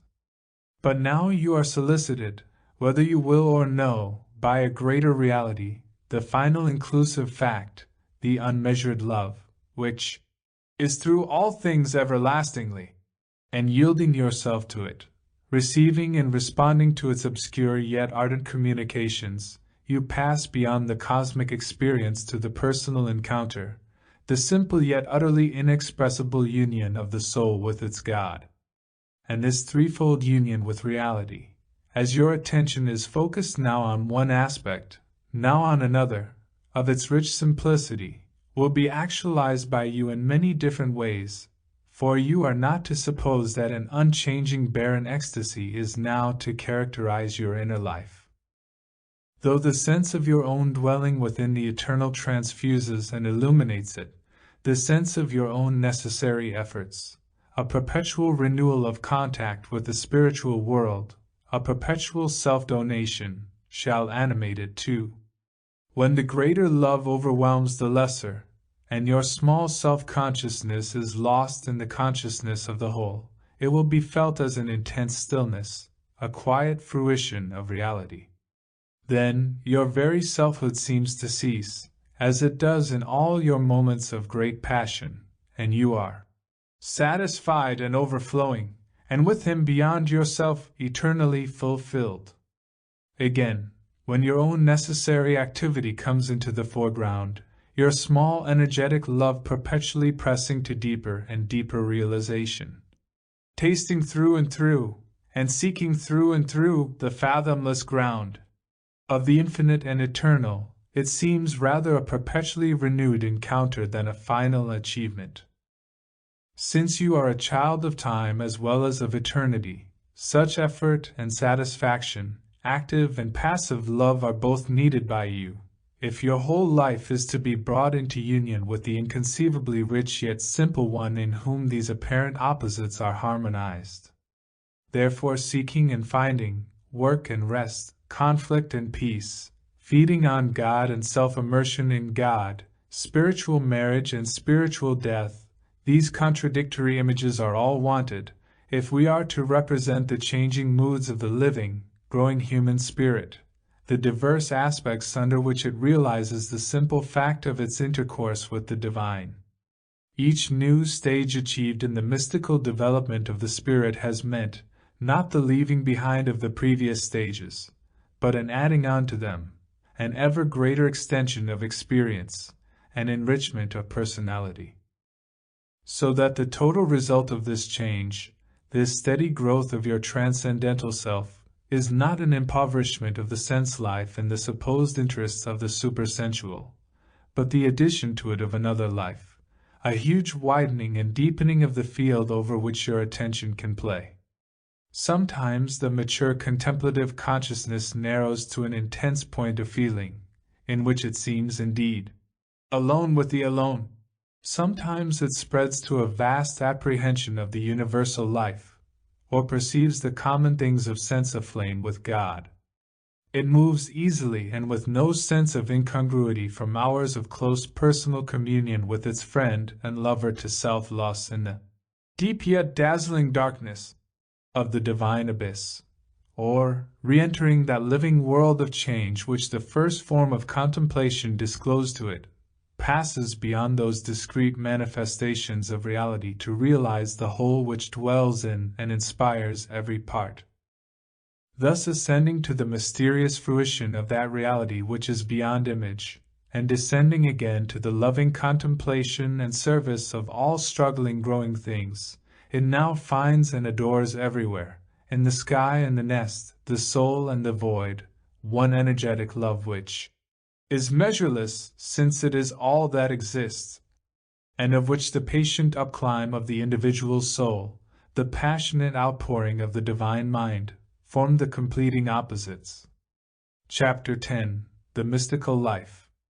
And here the practical man, who has been strangely silent during the last stages of our discourse, shakes himself like a terrier which has achieved dry land again after a bath, and asks once more, with a certain explosive violence, his dear old question.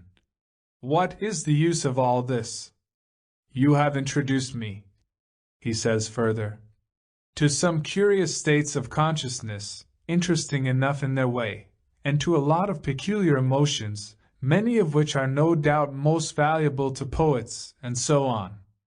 But it is all so remote from daily life. How is it going to fit in with ordinary existence? How, above all, is it all going to help me? Well, put upon its lowest plane, this new way of attending to life, this deepening and widening of outlook, may at least be as helpful to you as many things to which you have unhesitatingly consecrated much time and diligence in the past, your long journeys to new countries, for instance, or long hours spent in acquiring new facts, relabeling old experiences, gaining skill in new arts and games. These, it is true, were quite worth the effort expended on them, for they gave you, in exchange for your labor and attention, a fresh view of certain fragmentary things, a new point of contact with the rich world of possibilities, a tiny enlargement of your universe in one direction or another. Your love and patient study of nature, art, science, politics, business, even of sport, repaid you thus. But I have offered you, in exchange for a meek and industrious attention to another aspect of the world, hitherto somewhat neglected by you, an enlargement which shall include and transcend all these, and be conditioned only by the perfection of your generosity, courage, and surrender. Nor are you to suppose that this enlargement will be limited to certain new spiritual perceptions, which the art of contemplation has made possible for you, that it will merely draw the curtain from a window out of which you have never looked. This new wide world is not to be for you something seen, but something lived in, and you, since man is a creature of responses, will insensibly change under its influence, growing up into a more perfect conformity with it. Living in this atmosphere of reality, you will, in fact, yourself become more real. Hence, if you accept in a spirit of trust the suggestions which have been made to you, and I acknowledge that here at the beginning an attitude of faith is essential, and if you practice with diligence the arts which I have described, then, sooner or later, you will inevitably find yourself deeply and permanently changed by them, will perceive that you have become a new man. Not merely have you acquired new powers of perception and new ideas of reality, but a quiet and complete transformation, a strengthening and maturing of your personality has taken place. You are still, it is true, living the ordinary life of the body. You are immersed in the stream of duration, a part of the human, the social, the national group. The emotions, instincts, needs of that group affect you. Your changing scrap of vitality contributes to its corporate life, and contributes the more effectively since a new, intuitive sympathy has now made its interests your own. Because of that corporate life, transfusing you, giving to you and taking from you, conditioning you as it does in countless oblique and unapparent ways, you are still compelled to react to many suggestions which you are no longer able to respect, controlled, to the last moment of your bodily existence and perhaps afterwards, by habit, custom, the good old average way of misunderstanding the world. To this extent, the crowd spirit has you in its grasp. Yet in spite of all this, you are now released from that crowd's tyrannically overwhelming consciousness as you never were before. You feel yourself now a separate vivid entity, a real, whole man, dependent on the whole, and gladly so dependent, yet within that whole a free self-governing thing. Perhaps you always fancied that your will was free, that you were actually, as you sometimes said, the captain of your soul. If so, this was merely one amongst the many illusions which supported your old, enslaved career. As a matter of fact, you were driven along a road, unaware of anything that lay beyond the hedges, pressed on every side by other members of the flock, getting perhaps a certain satisfaction out of the deep, warm stir of the collective life, but ignorant of your destination, and with your personal initiative limited to the snatching of grass as you went along, the pushing of your way to the softer side of the track. These operations made up together that which you called success. But now, because you have achieved a certain power of gathering yourself together, perceiving yourself as a person, a spirit, and observing your relation with these other individual lives, because too, hearing now and again the mysterious piping of the shepherd, you realize your own perpetual forward movement and that of the flock, in its relation to that living guide, you have a far deeper, truer knowledge than ever before both of the general and the individual existence, and so are able to handle life with a surer hand. Do not suppose from this that your new career is to be perpetually supported by agreeable spiritual contacts, or occupy itself in the mild contemplation of the great world through which you move. True, it is said of the shepherd that he carries the lambs in his bosom, but the sheep are expected to walk, and put up with the inequalities of the road, the bunts and blunders of the flock. It is to vigor rather than to comfort that you are called. Since the transcendental aspect of your being has been brought into focus, you are now raised out of the mere push forward, the blind passage through time of the flock, into a position of creative responsibility. You are aware of personal correspondences with the shepherd. You correspond, too, with a larger, deeper, broader world. The sky and the hedges, the wide lands through which you are moving, the corporate character and meaning of the group to which you belong, all these are now within the circle of your consciousness, and each little event, each separate demand or invitation which comes to you is now seen in a truer proportion, because you bring to it your awareness of the whole. Your journey ceases to be an automatic progress, and takes on some of the characters of a free act, for things are now under you, you are no longer under them. You will hardly deny that this is a practical gain, that this widening and deepening of the range over which your powers of perception work makes you more of a man than you were before, and thus adds to rather than subtracts from your total practical efficiency. It is indeed only when he reaches these levels, and feels within himself this creative freedom, this full actualization of himself, on the one hand, on the other hand the sense of a world order, a love and energy on which he depends and with whose interests he is now at one, that man becomes fully human, capable of living the real life of eternity in the midst of the world of time. And what, when you have come to it, do you suppose to be your own function in this vast twofold scheme? Is it for nothing, do you think, that you are thus a meeting place of two orders? Surely it is your business, so far as you may, to express in action something of the real character of that universe within which you now know yourself to live.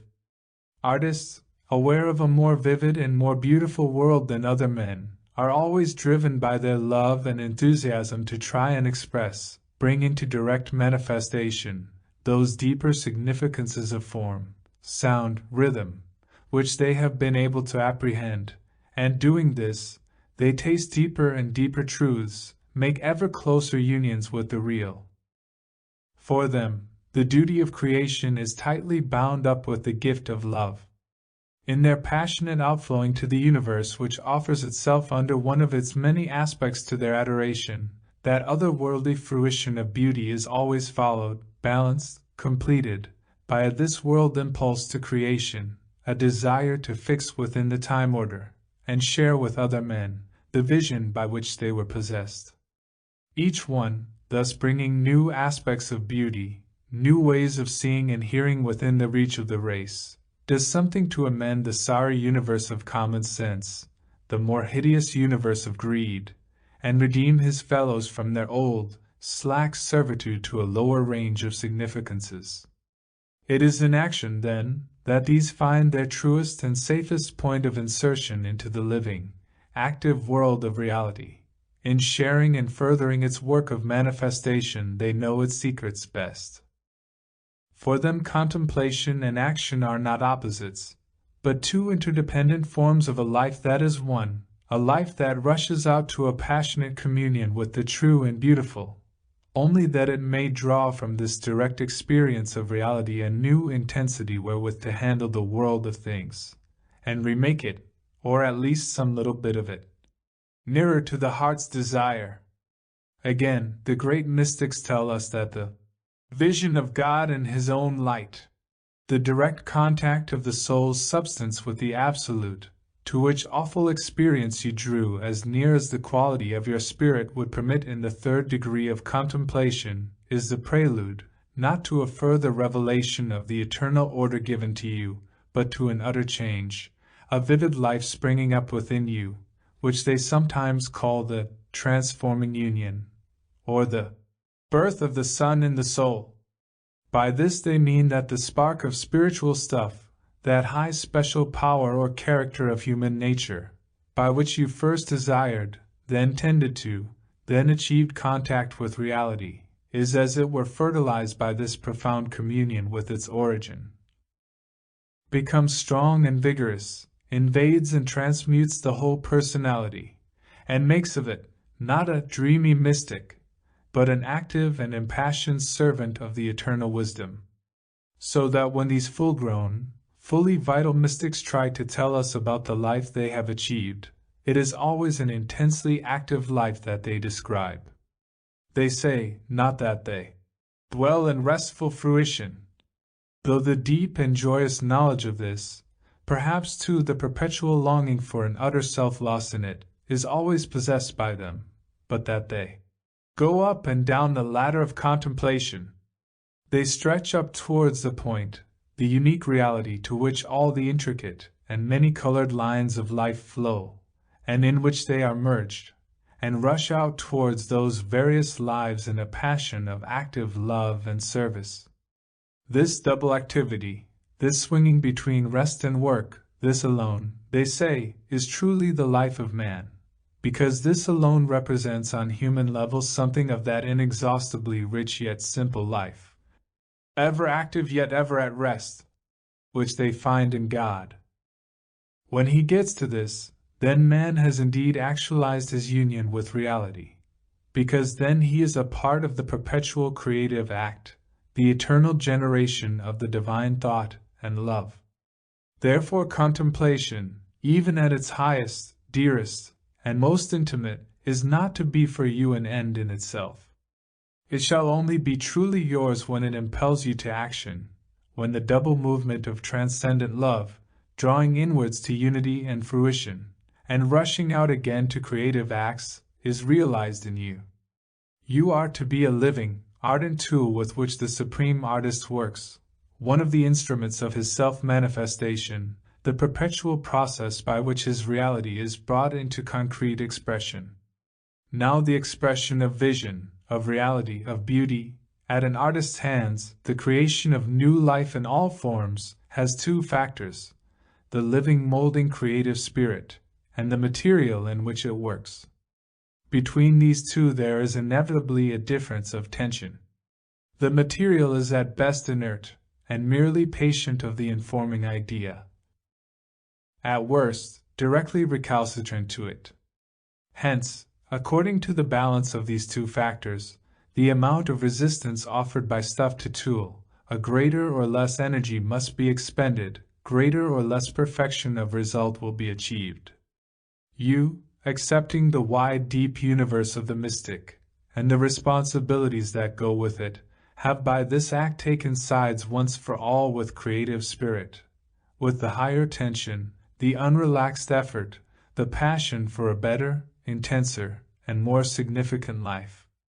The adoration to which you are vowed is not an affair of red hassocks and authorized hymn books, but a burning and consuming fire. You will find, then, that the world, going its own gait, busily occupied with its own system of correspondences, yielding to every gust of passion, intent on the satisfaction of greed, the struggle for comfort or for power, will oppose your new eagerness, perhaps with violence, but more probably with the exasperating calmness of a heavy animal which refuses to get up. If your new life is worth anything, It will flame to sharper power when it strikes against this dogged inertness of things, for you need resistances on which to act. The road to Ia lies through an A, and righteous warfare is the only way to a living and a lasting peace.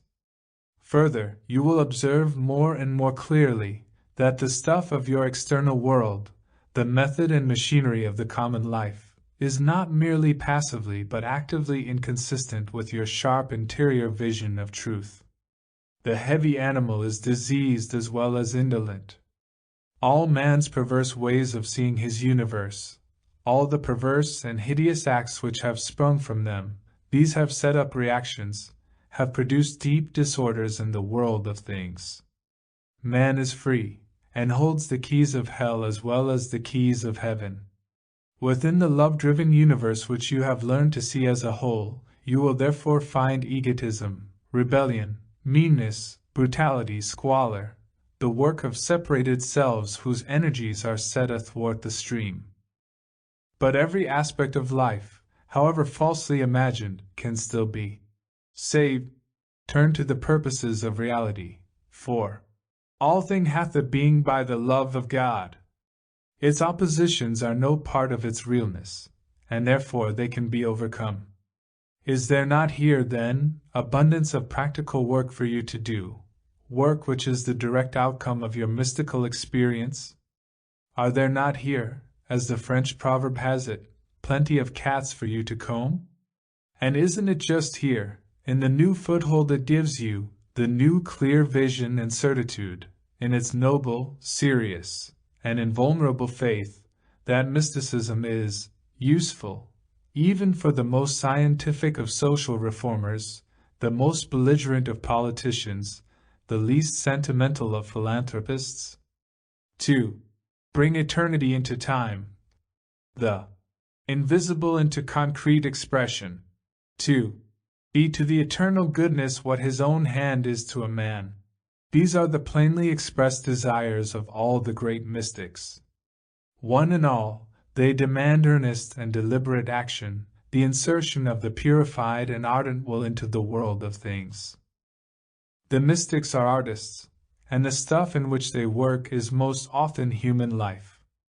They want to heal the disharmony between the actual and the real, and since, in the white-hot radiance of that faith, hope, and charity which burns in them, they discern such a reconciliation to be possible, they are able to work for it with a singleness of purpose and an invincible optimism denied to other men. This was the instinct which drove Saint Francis of Assisi to the practical experience of that poverty which he recognized as the highest wisdom, Saint Catherine of Siena from contemplation to politics, Joan of Arc to the salvation of France, Saint Teresa to the formation of an ideal religious family, Fox to the proclaiming of a world religion in which all men should be guided by the inner light, Florence Nightingale to battle with officials, vermin, dirt, and disease in the soldiers' hospitals, Octavia Hill to make in London's slums something a little nearer the shadows of the angels' houses than that which the practical landlord usually provides. All these have felt sure that a great part in the drama of creation has been given to the free spirit of man, that bit by bit, through and by him, the scattered worlds of love and thought and action shall be realized again as one. It is for those who have found the thread on which those worlds are strung, to bring this knowledge out of the hiddenness, to use it, as the old alchemists declared that they could use their tincture, to transmute all baser metals into gold.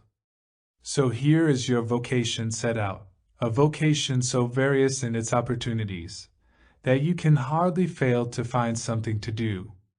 It is your business to actualize within the world of time and space, perhaps by great endeavors in the field of heroic action, perhaps only by small ones in field and market, tram and tube, office and drawing room, in the perpetual give and take of the common life, that more real life, that wholly creative energy, which this world manifests as a whole but indifferently. You shall work for mercy, order, beauty, significance, shall mend where you find things broken, make where you find the need.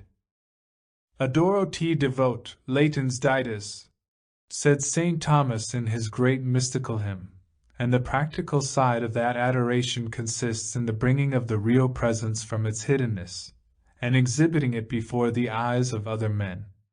Hitherto you have not been very active in this matter, yet it is the purpose for which you exist, and your contemplative consciousness, if you educate it, will soon make this fact clear to you. The teeming life of nature has yielded up to your loving attention many sacramental images of reality. Seen in the light of charity, it is far more sacred and significant than you supposed. What about your life? Is that a theophany too? Each oak doth cry, I am, says Vaughan. Do you proclaim by your existence the grandeur, the beauty, the intensity, the living wonder of that eternal reality within which, at this moment, you stand? Do your hours of contemplation and of action harmonize? If they did harmonize, if everybody's did, then by these individual adjustments the complete group consciousness of humanity would be changed, brought back into conformity with the transcendent. And the spiritual world would be actualized within the temporal order at last. Then, that world of false imagination, senseless conflicts, and sham values, into which our children are now born, would be annihilated. The whole race, not merely a few of its noblest, most clear-sighted spirits, would be in union with God, and men, transfused by His light and heat, direct and willing agents of His pure activity, would achieve that completeness of life which the mystics dare to call deification. This is the substance of that redemption of the world, which all religions proclaim or demand, the consummation which is crudely imagined in the apocalyptic dreams of the prophets and seers. It is the true incarnation of the divine wisdom, and you must learn to see with Paul the pains and disorders of creation, your own pains, efforts, and difficulties too, as incidents in the travail of that royal birth. Patriots have sometimes been asked to think imperially. Mystics are asked to think celestially. And this, not when considering the things usually called spiritual, but when dealing with the concrete accidents, the evil and sadness, the cruelty, failure, and degeneration of life.